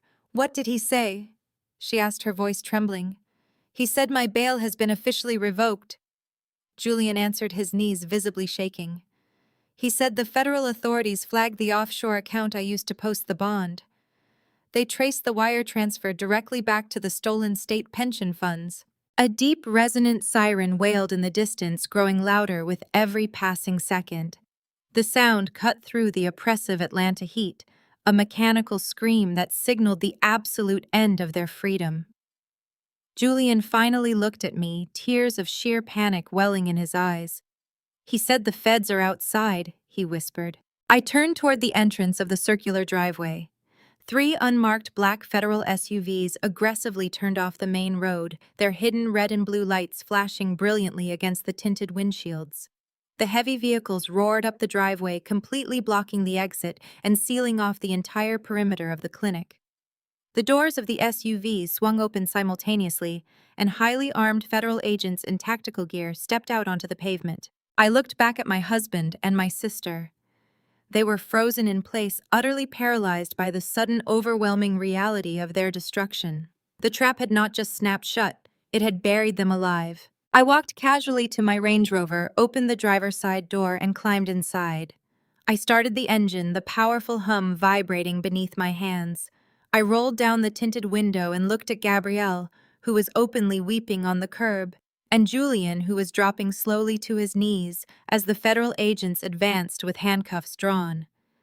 "Enjoy federal prison," I said smoothly. "I hear the social scene is spectacular." I rolled the window up, sealing out their screams and the shouting of the agents, and slowly drove my car around their ruined lives, heading back toward the city I had conquered. The blinding Atlanta sunlight faded into a heavy, suffocating twilight by the time my phone buzzed with the inevitable summons. The text message from my father was not a request. It was a sterile, dictatorial command to appear at the family estate immediately. I did not rush. I took my time driving through the winding tree-lined streets of Buckhead, watching the sprawling mansions rise like monuments to old money and carefully guarded secrets. When I finally pulled through the towering wrought iron gates of my parents' 10,000-square-foot estate, the exterior floodlights were blazing, illuminating the flawless brick facade and the imported Italian fountains. It was a house built entirely on the illusion of generational wealth and untouchable prestige. I parked my Range Rover next to my father's vintage Mercedes and walked up the sweeping stone steps. The heavy oak front door was unlocked, a clear sign of the absolute chaos brewing inside. I stepped into the grand foyer, my heels echoing sharply against the imported marble floors. The house smelled of expensive beeswax furniture polish and the faint underlying scent of pure panic. I found them in my father's mahogany-paneled study. Winston, my father, was pacing behind his massive executive desk, his face a mottled, dangerous shade of crimson. He had shed his suit jacket, his tie pulled loose, looking like a man who had just watched his personal empire catch fire. My mother, Jacqueline, sat rigidly on a tufted leather sofa, clutching a crystal glass of gin so tightly her knuckles were white. The flawless, perfectly composed chairwoman of the Atlanta Historical Society looked visibly unhinged, her eyes darting frantically toward the door the moment I entered. "You took your time," Winston barked, slamming his fist onto the polished wood of his desk. The sound cracked like a gunshot in the tense room. "Federal agents raided my son-in-law's downtown office this afternoon. They seized his servers. They froze his accounts. Julian is sitting in a holding cell because his bail was revoked, and your sister is currently sedated in my guest room because she is facing federal extortion charges." I walked further into the room, maintaining a perfectly neutral expression. "I am fully aware of the consequences they are facing, Dad. I am the one who handed the FBI the evidence." Jacqueline leaped to her feet, her gin sloshing over the rim of her glass and staining the Persian rug. "How could you do this to your own blood?" she shrieked, her voice shrill and trembling with outrage. "Gabrielle is completely ruined. Her social standing is obliterated. Darius is looking at 20 years in a federal penitentiary. You have turned our family name into a scandalous punchline on every local news station in this state." I kept my voice ice cold and steady. "Gabrielle and Darius tried to steal $15 million of state pension funds from my secure servers. Julian conspired with them to forge medical documents attempting to have me committed to a psychiatric ward so they could drain my liquid capital. And when that failed, they marched into a federal biofacility and tried to incinerate my frozen embryos to cover their tracks. They are not victims, Mom. They are criminals who finally met someone they could not manipulate." Winston stopped pacing and rounded the desk, invading my personal space with the aggressive, overbearing physical presence he had used to intimidate me since I was a child. "You are going to fix this." He growled, his face inches from mine, his breath reeking of stale cigars and scotch. "You are going to call your legal team right now. You will retract your statements to the federal investigators. You will sign a sworn affidavit claiming this was all a massive misunderstanding, a clerical error regarding authorized fund transfers between your holding companies and Darius's firm." I stared at him in sheer, unadulterated disbelief. "You want me to commit federal perjury, risk my own freedom, and take the blame for a massive embezzlement scheme to save the people who just tried to destroy my life? You owe this family," Winston roared, the veins in his neck bulging. "We gave you everything. We gave you the private school education, the pedigree, the connections that allowed you to build your little real estate empire. You will not destroy the Winston family name over a petty squabble. You will take the blame. You will pay whatever restitution the state demands out of your own pockets, and you will drop the charges against Julian and Gabrielle immediately. I did not back away from his towering frame. I stood my ground, staring directly into the furious, entitled eyes of a man who had never once viewed me as a daughter, but only as a resource to be managed. "I owe you absolutely nothing," I stated, my voice dropping to a dangerous whisper. "You and Mom spent 30 years coddling Gabrielle, celebrating her mediocre achievements while treating my actual success like a threat. You funded Darius's failed investments to keep up appearances. You watched Julian belittle me and did nothing because he played golf at your club. I am not falling on my sword to protect your fragile social ecosystem." Jacqueline rushed forward, grabbing my arm with bruising force. "You are a selfish, vindictive girl," she hissed. Her face contorted with a vicious cruelty she usually kept hidden behind closed doors. "You have always been jealous of your sister. You always wanted to tear her down because she was beautiful, because she married well, because she gave us the perfect image. You are doing this out of pure spite." I calmly reached down and peeled my mother's fingers off my arm, pushing her hand away with absolute disgust. "I am doing this because they broke the law," I corrected her smoothly, "and because I am entirely done being the scapegoat for this family's toxic dysfunction." Winston's face contorted with absolute rage. He stepped back, straightening his posture, shifting from a desperate father into the ruthless corporate titan he believed himself to be. "You think you hold all the cards because you have a little money, Simone," he sneered, using my name like a curse word. "You think you are untouchable. You are not." He walked back behind his desk, leaning heavily on the polished wood. "You will not destroy the family name," Winston roared, his voice echoing off the high ceilings. "I am on the board of 3 major corporations in this city. Your mother is the chair of the Historical Society and sits on the steering committee of every elite charity foundation in the South. We built the social fabric of this town. We will use every connection in the Boule, every fraternity brother, and every judge in this state to crush you." I watched him rant, feeling a profound sense of clarity wash over me. The threats were predictable, desperate, and deeply pathetic. "I will make one phone call," Winston continued, pounding his fist on the desk again, "and your building permits will be permanently delayed. I will have the zoning commission audit every single commercial property you own. I will have your business licenses revoked by Friday. We will blackball you from every country club, every gala, and every banking institution in Atlanta. We will erase you from elite society. You will be a pariah, Simone. You will lose everything you have spent your pathetic, miserable life building."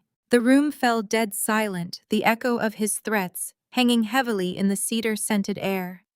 Jacqueline stood beside him, her chin raised in a gesture of aristocratic defiance, fully believing that her husband's influence was the ultimate unbreakable weapon.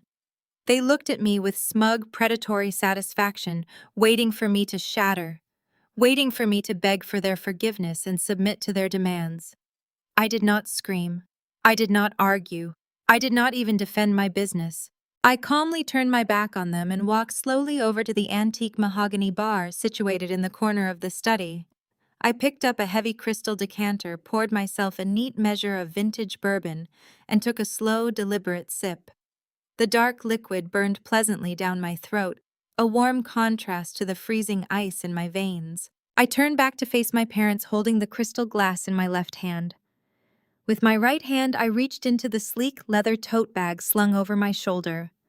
I pulled out a thick, heavy manila folder. I walked back across the Persian rug and tossed the folder casually onto my father's desk. It landed with a heavy, definitive thud right in front of his clenched fists. "Go ahead, Dad," I said, my voice eerily calm and dripping with absolute lethal certainty.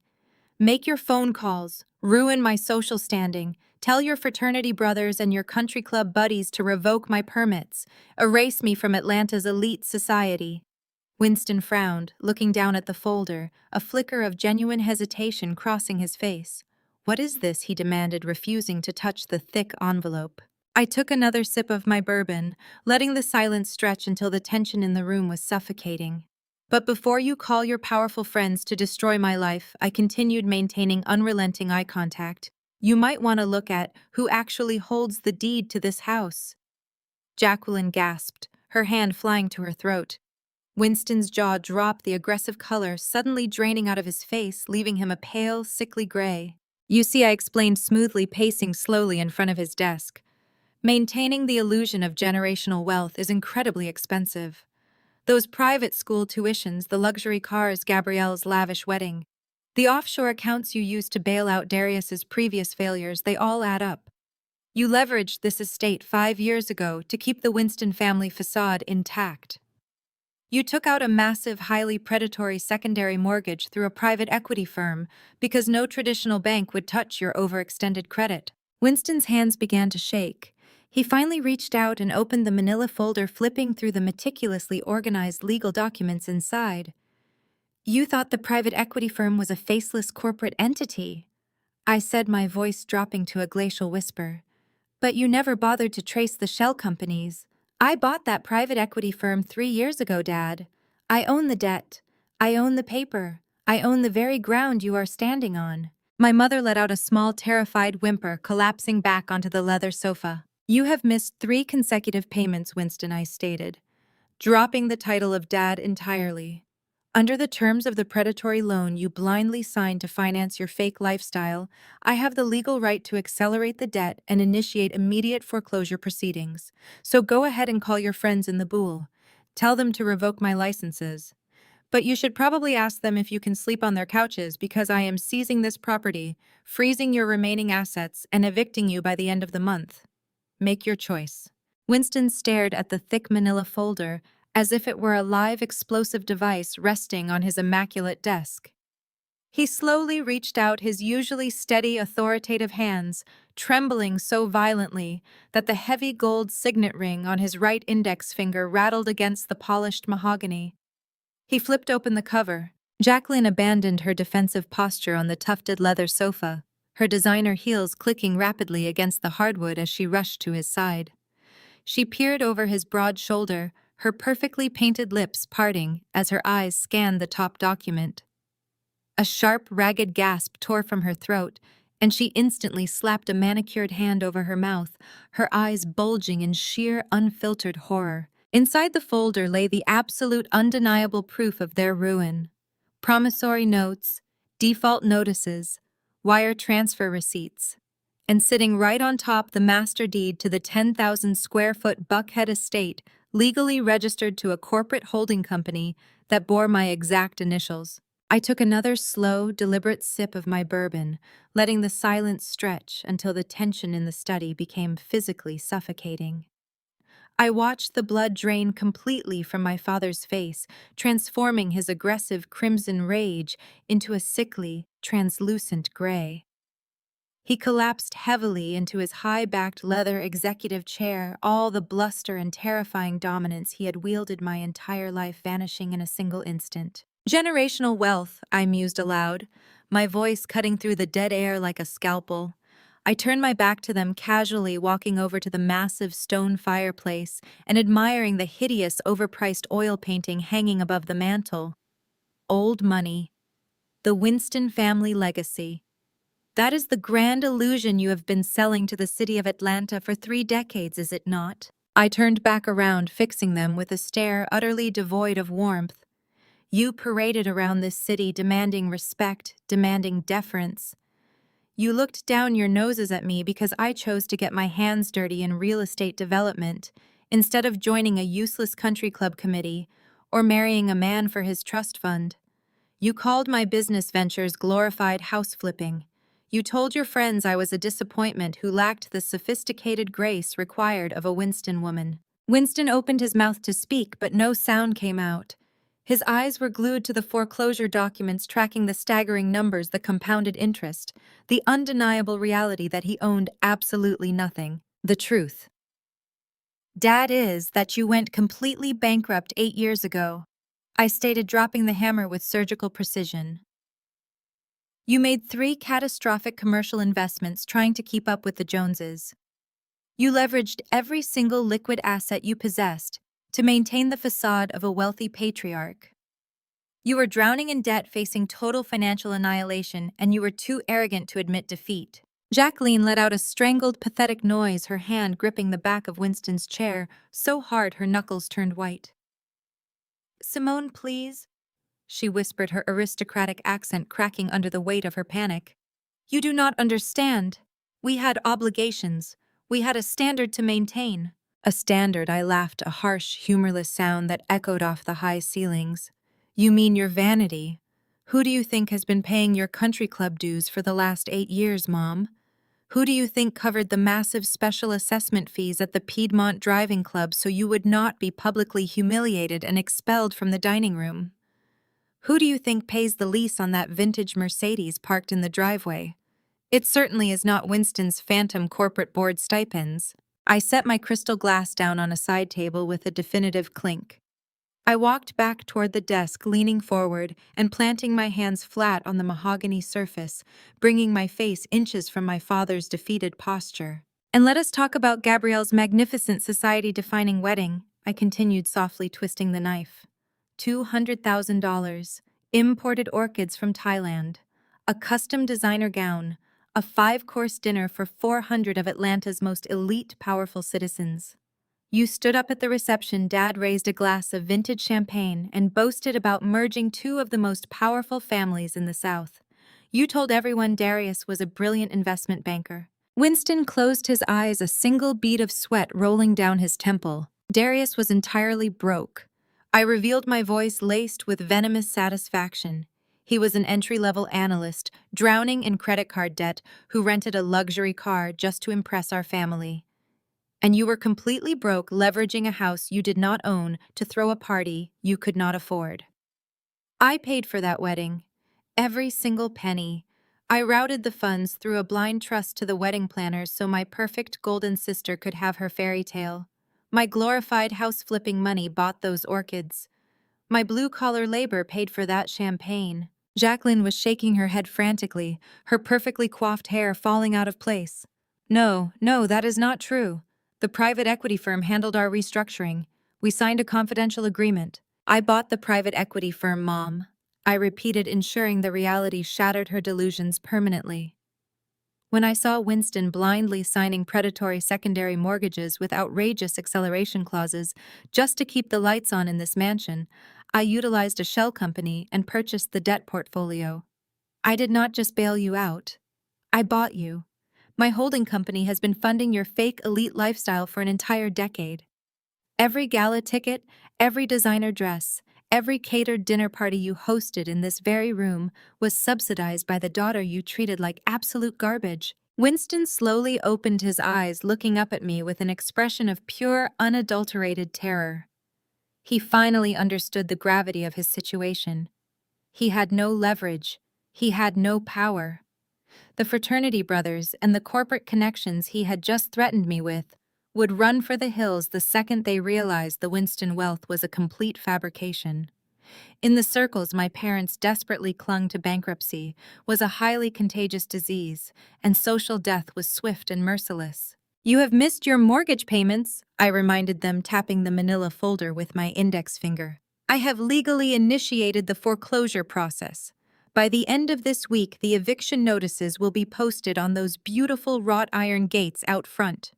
Your country club memberships will be canceled due to non-payment. The leased vehicles will be repossessed from the driveway." Jacqueline let out a guttural, feral scream. The poised, untouchable society matron completely vanished, replaced by a desperate, cornered animal. Her entire identity, her self-worth, her very reason for existing was tied entirely to her status. Without this house, without the money, she was absolutely nothing. "You vicious, ungrateful witch!" Jacqueline shrieked, lunging away from the desk and charging directly at me. Her face was twisted into a mask of pure, ugly hatred. "You ruined your sister. You ruined your husband. And now you are trying to destroy your own mother. I will kill you." She raised her right hand high in the air, her fingers curled tight, aiming a violent, desperate slap directly at my face. I did not flinch. I did not even raise my arms to defend myself. I simply stood my ground, staring her down with absolute indifference. Before her hand could make contact with my skin, a massive, booming sound echoed through the grand foyer. The heavy solid oak front doors of the estate did not just open, they were shoved inward with immense authoritative force, slamming violently against the interior walls. The impact rattled the expensive crystal chandeliers hanging above the entryway. Jacqueline froze mid-strike, her arms suspended in the air, her chest heaving as she whipped her head toward the noise. Winston shot out of his leather chair, knocking it backward into the bookshelves. Heavy rhythmic footsteps marched across the marble foyer, growing louder and more intimidating as they approached the open doorway of the study. Two uniformed officers from the Atlanta Police Department stepped into the room. Their hands rested casually but firmly on their utility belts, their expressions hardened into professional masks of absolute authority. Right behind them stood a tall, broad-shouldered man in a sharp gray suit clutching a thick stack of legal documents attached to a heavy clipboard. A certified process server. The officers immediately scanned the room, their eyes landing on Jacqueline's raised, threatening hand. "Lower your hand, ma'am," the lead officer ordered, his voice echoing loudly in the tense, silent study. "Step back immediately." Jacqueline gasped, her face flushing with sudden, intense embarrassment. She quickly dropped her arm and stumbled backward, practically hiding behind my father. Winston stepped forward desperately, trying to summon the aristocratic authority he had just lost moments ago. "What is the meaning of this?" Winston demanded, puffing out his chest and attempting to look formidable. "This is a private residence. You cannot simply barge into my home. I demand to know who authorized this intrusion." The man in the gray suit stepped calmly around the officers, his eyes locked on my father. He did not look impressed by the mahogany walls or the vintage artwork. He looked like a man executing a routine, inevitable job. "Are you Winston and Jacqueline Winston, the process server?" asked, his voice entirely devoid of emotion. "We are," Winston replied haughtily, lifting his chin, "and I am telling you to leave my property before I call the chief of police." The process server did not blink. He stepped forward and forcefully shoved the thick stack of legal documents directly into Winston's chest, forcing my father to grab them or let them fall to the floor. "You have been officially served," the man announced, his voice carrying an unmistakable finality. "These are immediate eviction notices, asset freeze mandates, and federal subpoenas regarding your involvement in the fraudulent transfer of state pension funds orchestrated by Darius Vance." Jacqueline let out a high, piercing wail, her legs finally giving out as she collapsed onto the floor, her designer dress pooling around her in a pathetic heap. Winston stared down at the documents in his hands, his mouth opening and closing like a suffocating fish, unable to formulate a single coherent word. I adjusted the strap of my leather tote bag on my shoulder, stepped smoothly around my devastated parents, and looked at the lead officer with a polite, appreciative nod. "Thank you for arriving so promptly, officers," I said smoothly. "I believe the current occupants require supervision while they vacate my property." I walked out of the study, leaving my parents drowning in the utter ruin they had so painstakingly brought upon themselves. I did not make it halfway across the expansive marble foyer before Winston staggered out of the study behind me. The heavy stack of eviction papers was clutched in his trembling hands, the crisp white pages stark against his suddenly gray, ashen skin. The two uniformed officers followed closely, maintaining a perimeter of absolute, undeniable authority within the center of the Winston family sanctuary. Jacqueline remained completely paralyzed on the study floor, her muted, pathetic sobbing drifting out into the hallway like the ghost of her former social standing. "You cannot execute this without a hearing." Winston stammered, his voice entirely stripped of its usual booming resonance. "I know the laws in this state, Simone. I have attorneys.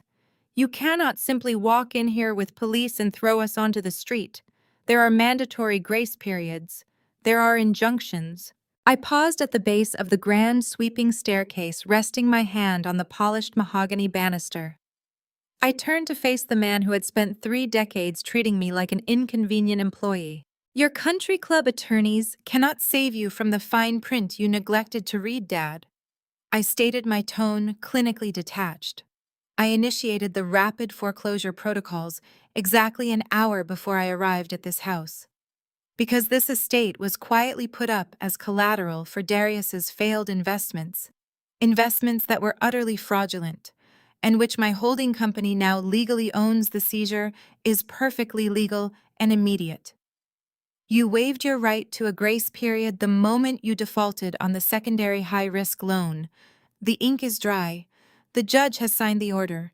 You are currently trespassing on my private property. Winston looked down at the papers, his eyes darting frantically across the dense legal jargon, searching for a loophole that simply did not exist.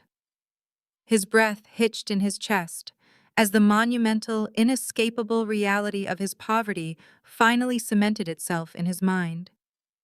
He had traded his daughter's loyalty for a fragile illusion, and now the illusion was repossessed. Before Winston could formulate another desperate empty threat, the sound of screeching tires tore through the quiet evening air outside.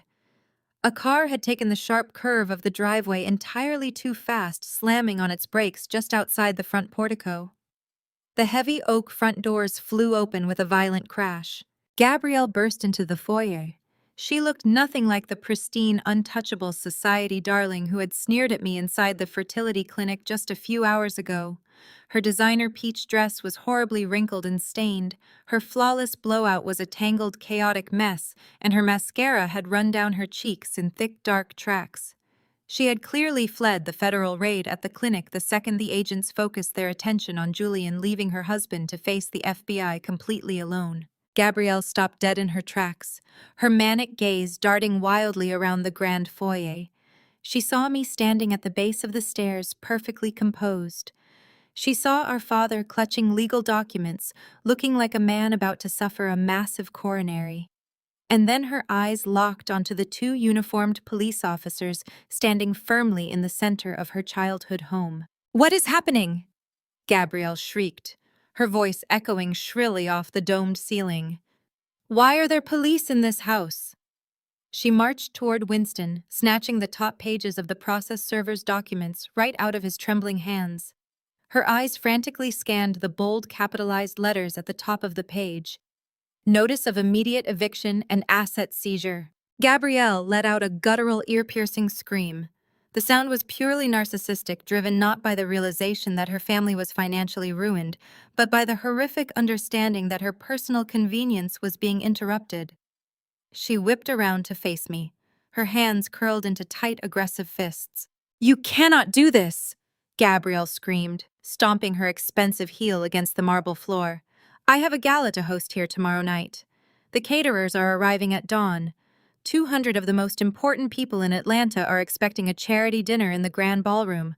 If you lock us out of this house, I will be the laughingstock of Atlanta. My reputation will be completely destroyed." I looked at my sister, feeling absolutely no trace of sibling affection, no pity, and no remorse.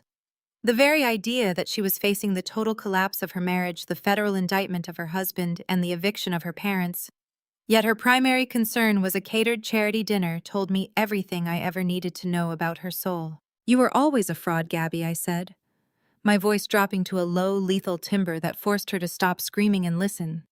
"You all were. You walked around this city acting like royalty, pretending you were born into untouchable greatness. But there is no Winston legacy. There is no old money. Your entire existence is a carefully manufactured lie funded by the sister you despised." I took a slow step toward her, forcing her to back away. "I just finally stopped paying the rental fee for your costumes." I continued my gaze, pinning her in place. "Every designer gown you wore to look down on me, I bought it. Every ounce of champagne you drank while mocking my career, I paid for it. This house, the cars, the jewelry, it was all a pathetic stage play. And the curtain has officially dropped." Gabrielle opened her mouth to argue, to scream another barrage of insults, but the lead police officer stepped forward, decisively cutting her off. He had clearly lost whatever minor patience he possessed for their affluent dramatic theatrics. "Mr. Winston," the officer said, his voice carrying the heavy, non-negotiable weight of the law, "you and your family have exactly 2 hours to pack your personal belongings and vacate the premises." Winston's head snapped up, his eyes wide with fresh panic. 2 hours, he choked out, his chest heaving. You cannot be serious. We have 30 years of our lives in this house. We have antiques furniture, priceless art. We need to hire moving trucks. We need a proper transition period. You do not seem to understand the nature of an asset seizure, sir, the officer replied coldly, resting his hand on his utility belt. The furniture, the art, the vehicles parked in the garage, and any fixtures remaining in this home are no longer your property. They belong to the estate, and the estate belongs to the holding company. You are permitted to pack clothing, basic toiletries, and necessary medications. Nothing else leaves this building. If you attempt to remove anything of significant financial value, you will be arrested for theft. Your 2 hours starts right now. Jacqueline, who had finally managed to pull herself up from the study floor, staggered into the foyer, just in time to hear the officer's ultimatum. She let out a wretched theatrical sob, burying her face in her hands. The reality of walking out of her multi-million-dollar mansion with nothing but a suitcase of clothes was entirely too much for her fragile, ego-driven mind to process. 2 hours. Jacqueline wailed, leaning heavily against the doorframe. We have nowhere to go. Where are we supposed to sleep tonight? That sounds like a spectacular problem for you to solve on your own time, Mom, I said smoothly, checking my watch. I suggest you start packing instead of crying in the hallway. The clock is ticking. Gabrielle spun around, desperate for any lifeline she could grasp. Call Darius, she shouted at Winston, her voice frantic.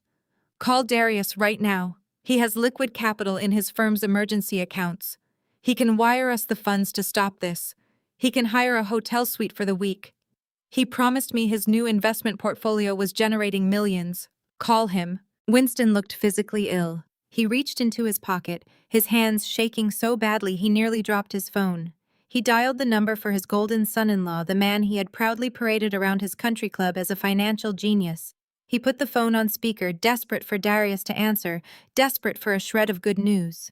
The phone rang twice. Then a sterile automated voice echoed through the foyer. The number you have reached has been disconnected or is no longer in service. Gabrielle frowned, pulling her own phone from her purse. That is impossible. I just spoke to his assistant this morning.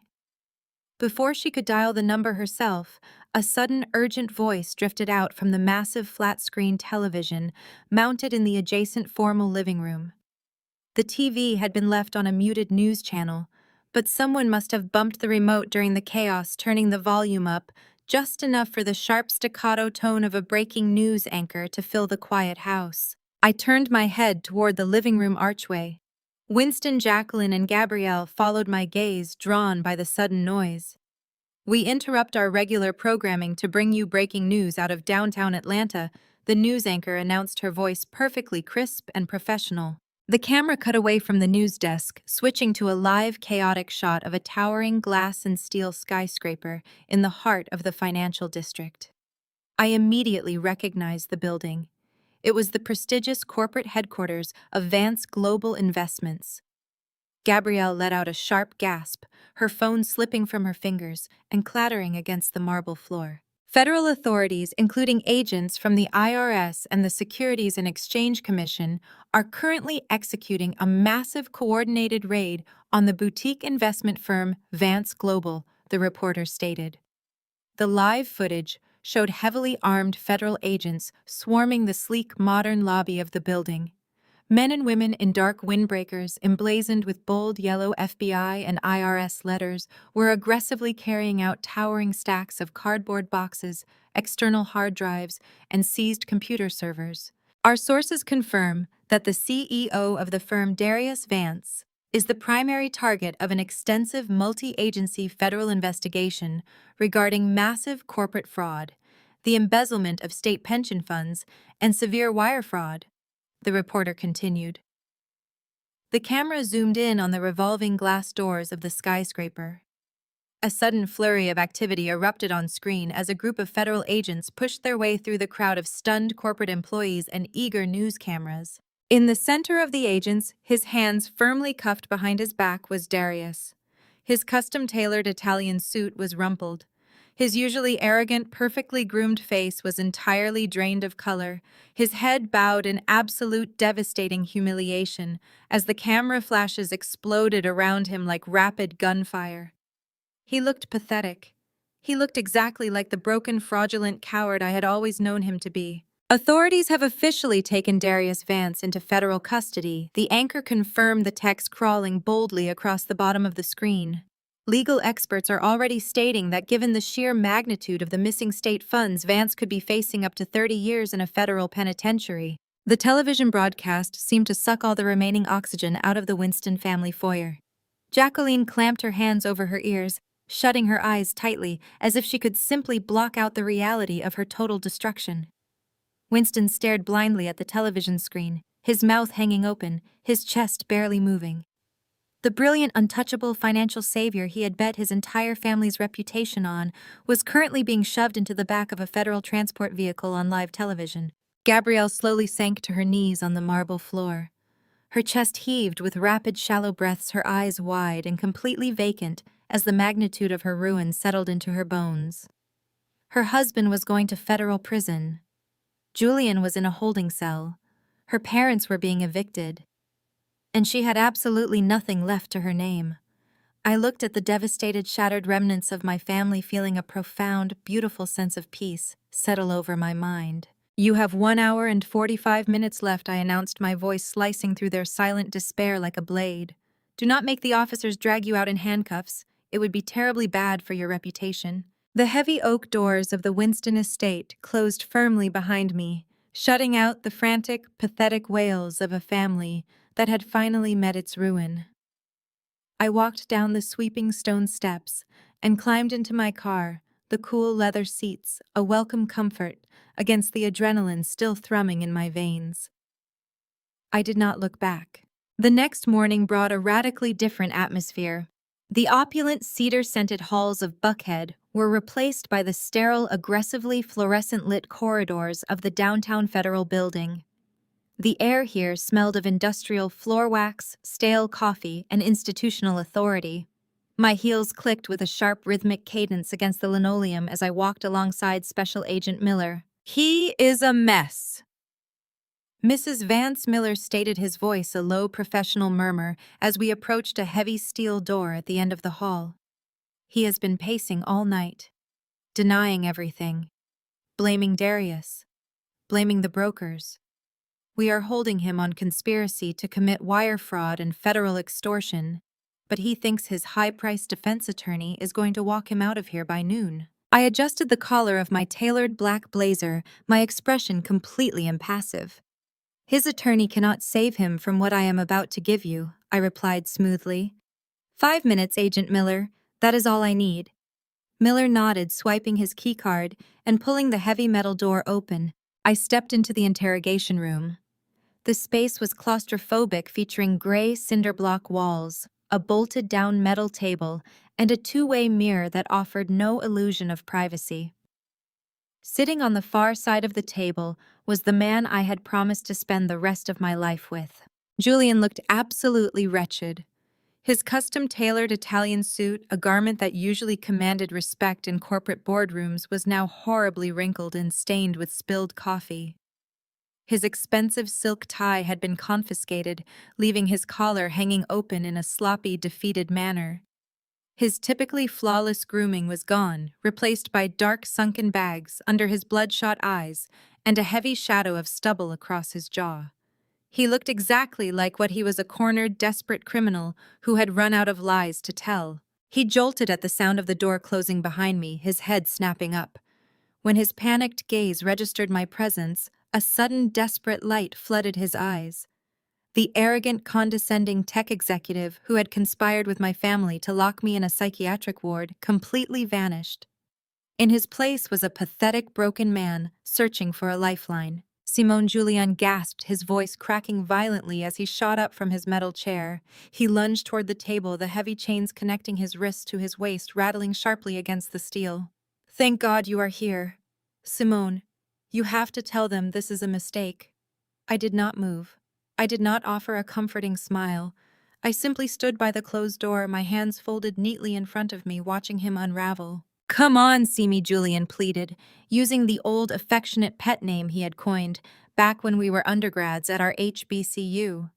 his eyes filled with large dramatic tears, a performance he had perfected over a decade of manipulation. Please, you know me. We built this together. We started with nothing in that tiny campus apartment, eating ramen and planning our empire. I am your husband. I love you. You know I would never intentionally hurt you or steal from you. Darius set me up. He forged my signature on those transfer authorizations. I tilted my head, studying him with the detached curiosity of a scientist examining an insect under a microscope. You actually believe that, do you not? I asked, my voice chillingly calm. You genuinely believe that if you invoke the memory of our college days, if you call me Simi and manufacture a few tears, I will simply forget that you tried to erase my existence. Julian gripped the edge of the metal table, his knuckles turning white. His bottom lip quivered. I was trying to protect our assets, he stammered, frantically changing his strategy when the tears failed to move me. Simone, your business was expanding too fast. The risk was too high. I was only moving the liquid capital into the Winston holding accounts to shield us from liability. I was doing it for our future. I stepped forward, slowly closing the distance between us until I stood directly across the table from him. I looked down into his desperate, lying eyes. You did not build anything, Julian. I stated, my tone devoid of any residual affection. You were just a parasite feeding off my ambition. While I was working 80-hour weeks fighting zoning boards, securing commercial permits, and dealing with ruthless contractors, you were playing golf at the Piedmont Driving Club with my father. You were sipping scotch in mahogany studies, bragging to your fraternity brothers about the real estate portfolio that you had absolutely zero part in creating. You slapped your name on my shell companies and paraded around Atlanta, pretending my money was your money. Julian's tearful facade shattered, replaced by a sudden, ugly flash of defensive rage. His jaw clenched and the veins in his neck bulged against his unbuttoned collar. Because you emasculated me, Julian hissed, his voice dropping into a vicious, hateful snarl. He leaned forward, rattling his chains, completely dropping the victim act. You never let me be the man of the house. You controlled all the finances. You made all the decisions. You walked into every room acting like you owned the entire world, and you treated me like an accessory. What was I supposed to do? Sit back and watch you amass millions while my own tech firm flatlined? Your father and Darius respected me. They understood that a man needs to lead. They offered me a seat at the adult table. I laughed, a short, sharp sound that echoed harshly in the small concrete room. They did not offer you a seat at the adult table, Julian. They used your massive, fragile ego to gain access to my secure servers. They knew you were too insecure to stand beside a successful woman, so they weaponized your inferiority complex. And you were foolish enough to hand them the keys to my kingdom. Julian swallowed hard, the brief surge of anger instantly evaporating as the reality of his handcuffs cut into his wrists. The bravado vanished, leaving only raw terror. Give me a break, please, Julian begged, his voice dropping to a pathetic, trembling whisper. He sank back down into his metal chair, his shoulders slumping in total defeat. Simone, please. They are talking about 20 years. 20 years in a federal penitentiary. I will not survive that. I will sign the divorce papers right now. I will give you everything. I will walk away with nothing. I will testify against Darius. I will testify against your father. Just tell Agent Miller that I was acting under your authorization. Tell them it was a corporate misunderstanding. I stared at the pathetic man I had once loved. I thought back to the nights I had laid awake wondering why my husband was growing so distant. Wondering why my body constantly felt heavy and sluggish, wondering if the stress of my business was finally causing my mind to fracture, just as my mother had always predicted. I remembered the sheer paralyzing terror of waking up in a hospital bed, listening to Julian tell a doctor that I was suffering from severe paranoia and needed psychiatric evaluation. I reached into the pocket of my blazer. I kept my movements slow and deliberate, ensuring he watched every single motion. I pulled out a small, sleek silver USB drive. I held it between my thumb and forefinger, letting it catch the harsh fluorescent light above us. You think the federal agents care about the fraudulent wire transfers? I asked softly. You think financial embezzlement is the reason you were denied bail? Julian frowned, his brow furrowing in deep confusion. His eyes tracked the USB drive. What is that? I placed the silver drive on the cold metal table and pushed it forward with one finger, sliding it slowly across the surface until it stopped mere inches from his chained hands. I did not just figure this out yesterday. I revealed, my voice dropping to a glacial, unrelenting whisper. When I started feeling perpetually exhausted 6 months ago, when I began experiencing memory lapses and severe vertigo, I did not just schedule a doctor's appointment. I am a woman who builds secure commercial infrastructure for a living. I understand surveillance. I installed microscopic motion-activated hidden cameras in the ceiling fixtures of our home office and our kitchen. Julian stopped breathing. His eyes widened to an impossible degree, and the last remaining traces of color drained completely from his face. I have 400 hours of high-definition video footage, I stated, driving each word home like a nail into a coffin.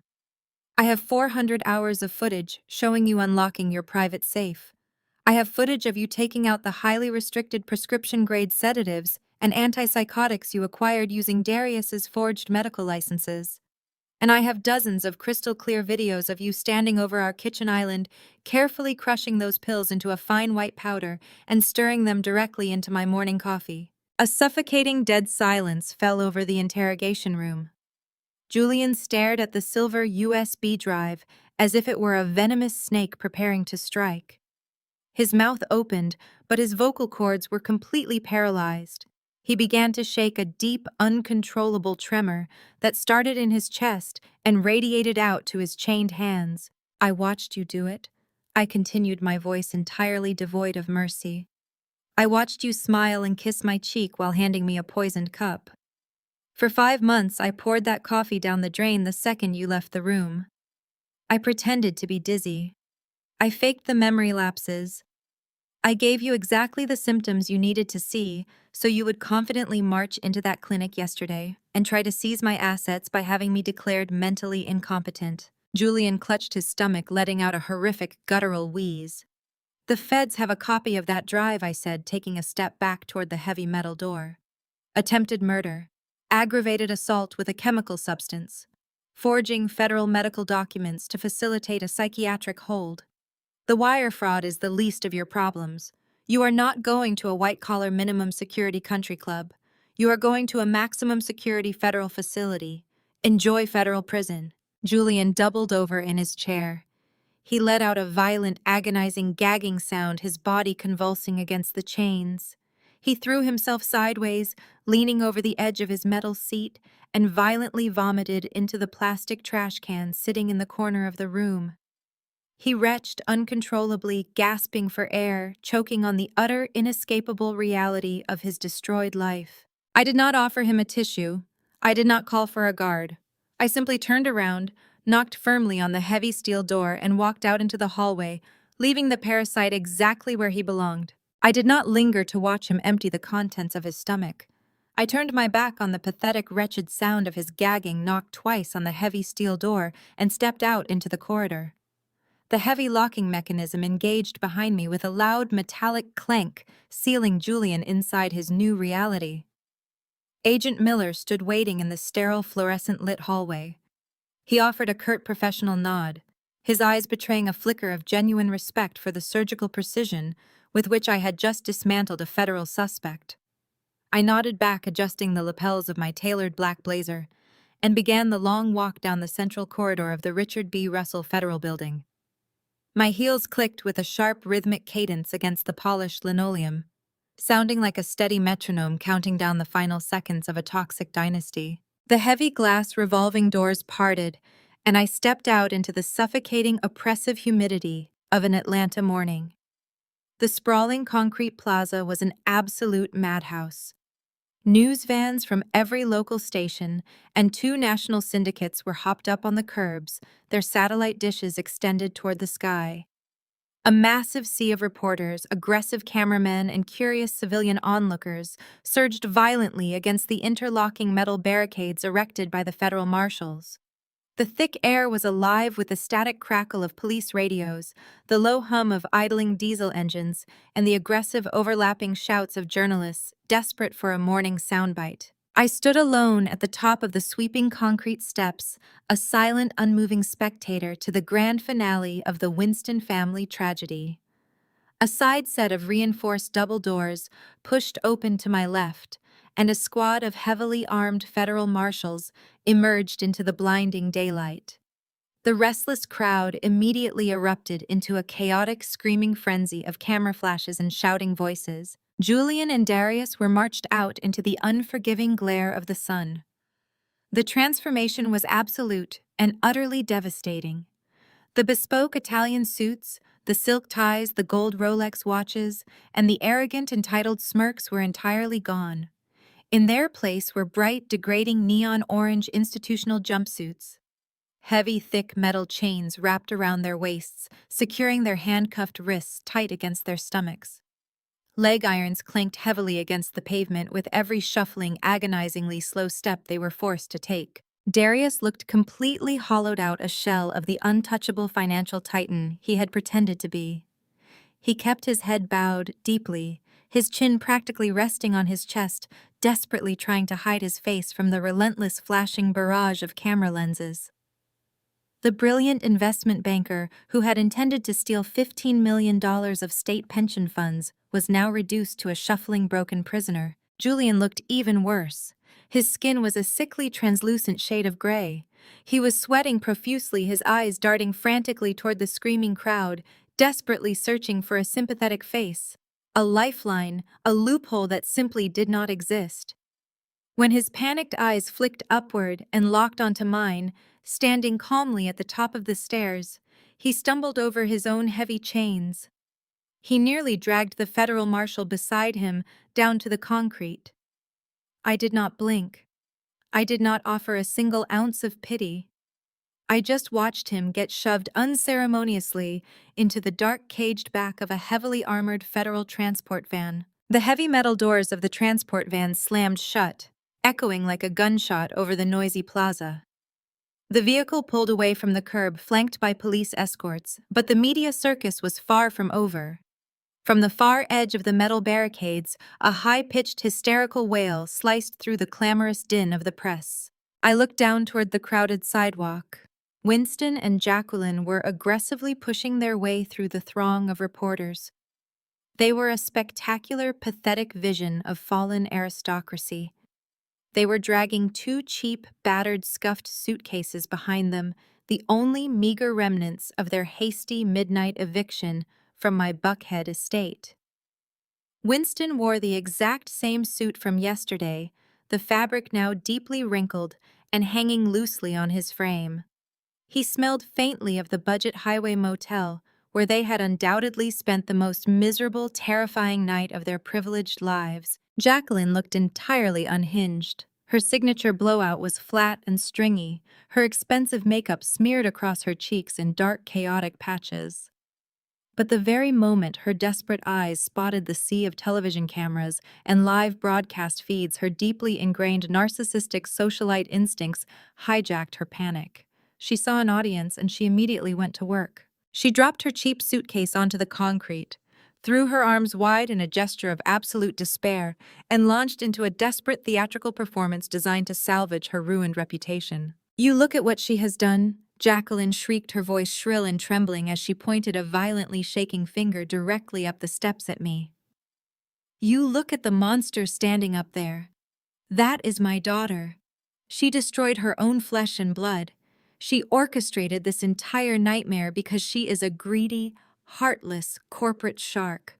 We gave her everything. We gave her a beautiful life, and she threw her own parents onto the street. She framed her own husband and her innocent brother-in-law just to steal their hard-earned money." Winston tried to puff out his chest, stepping forward to back up her frantic, delusional narrative. He tried to summon his deep, booming voice, but he lacked the imposing, terrifying aura that his mansion, his luxury cars, and his stolen wealth had always provided. Stripped of his expensive props, he just looked like a tired, disheveled old man screaming at the sky. "She has been unstable for months. She needs to be federally investigated immediately." The reporters practically salivated, shoving their microphones closer, their recording devices catching every scandalous, unhinged accusation pouring from the mouths of Atlanta's former elite. Jacqueline raised her chin slightly, a brief triumphant glimmer flashing in her eyes. She clearly believed she had just successfully weaponized the press to ruin me. She thought she was back at the Piedmont Driving Club, spinning a nasty social rumor that would become absolute gospel by dinner time. She believed she was still the untouchable chairwoman who controlled the narrative. She was entirely wrong. A sharp, smartly dressed local investigative reporter pushed her way aggressively to the very front of the media pack. She did not look sympathetic.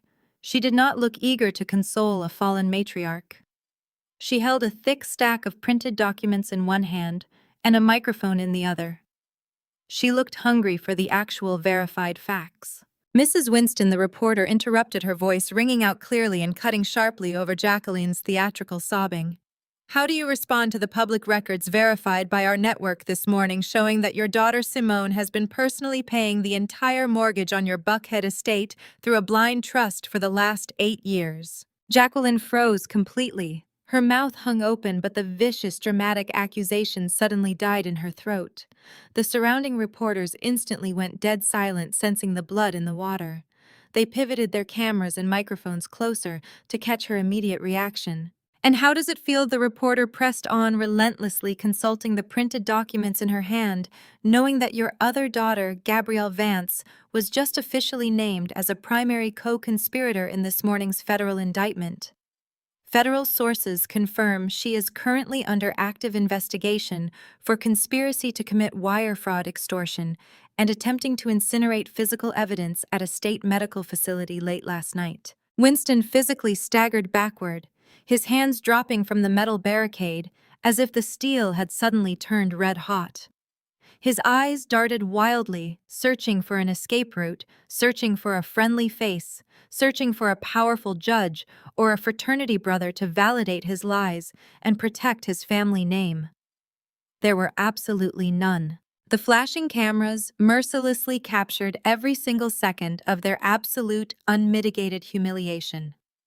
Their entire social standing, the fake, glorious pedigree they had spent 30 years ruthlessly cultivating and using as a weapon against me, evaporated into thin air on live statewide television.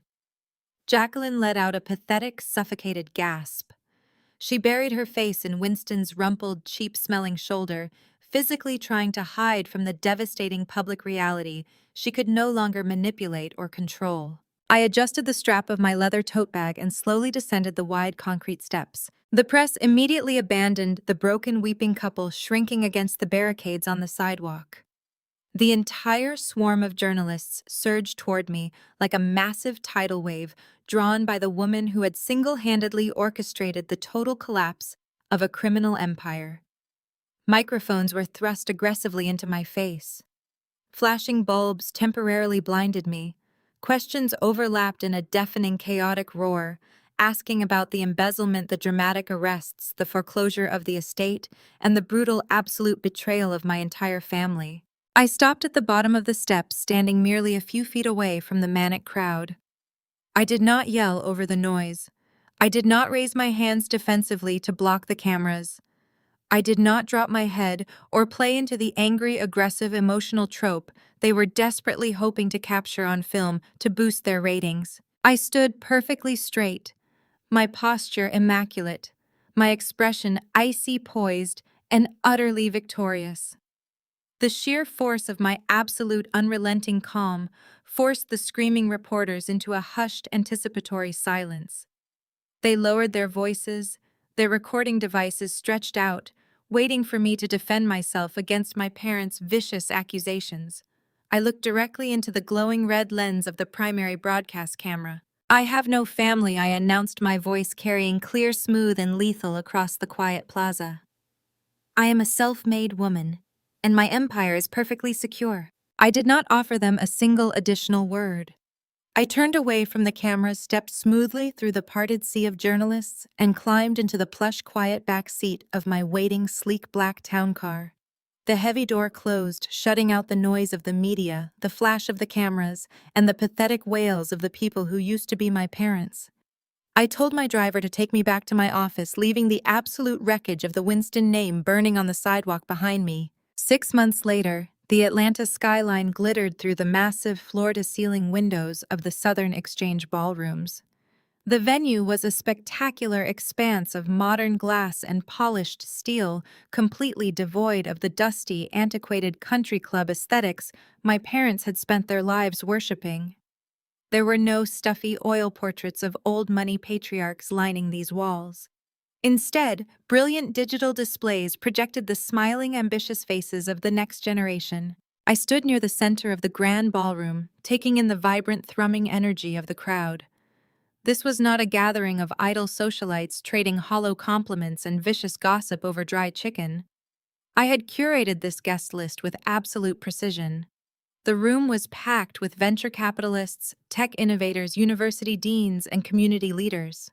They had gathered tonight for the official launch of my philanthropic foundation, a project that had become the sole focus of my newly reclaimed life. My foundation had a very specific, fiercely guarded mission. We were providing full-ride academic scholarships and substantial, no-strings-attached seed money to young, brilliant Black women entering the fields of STEM and commercial real estate. I wanted to find the girls who possessed relentless drive but lacked the generational wealth to bypass the gatekeepers. I was building an army of women who would never have to shrink themselves to fit into a fragile man's ego, women who would own their own empires outright. Simone, a familiar, cheerful voice, called out over the smooth jazz playing through the venue's sound system. I turned to see Tasha navigating her way through the crowd of elegantly dressed guests. My brilliant, razor-sharp accountant looked stunning in a sleek emerald gown.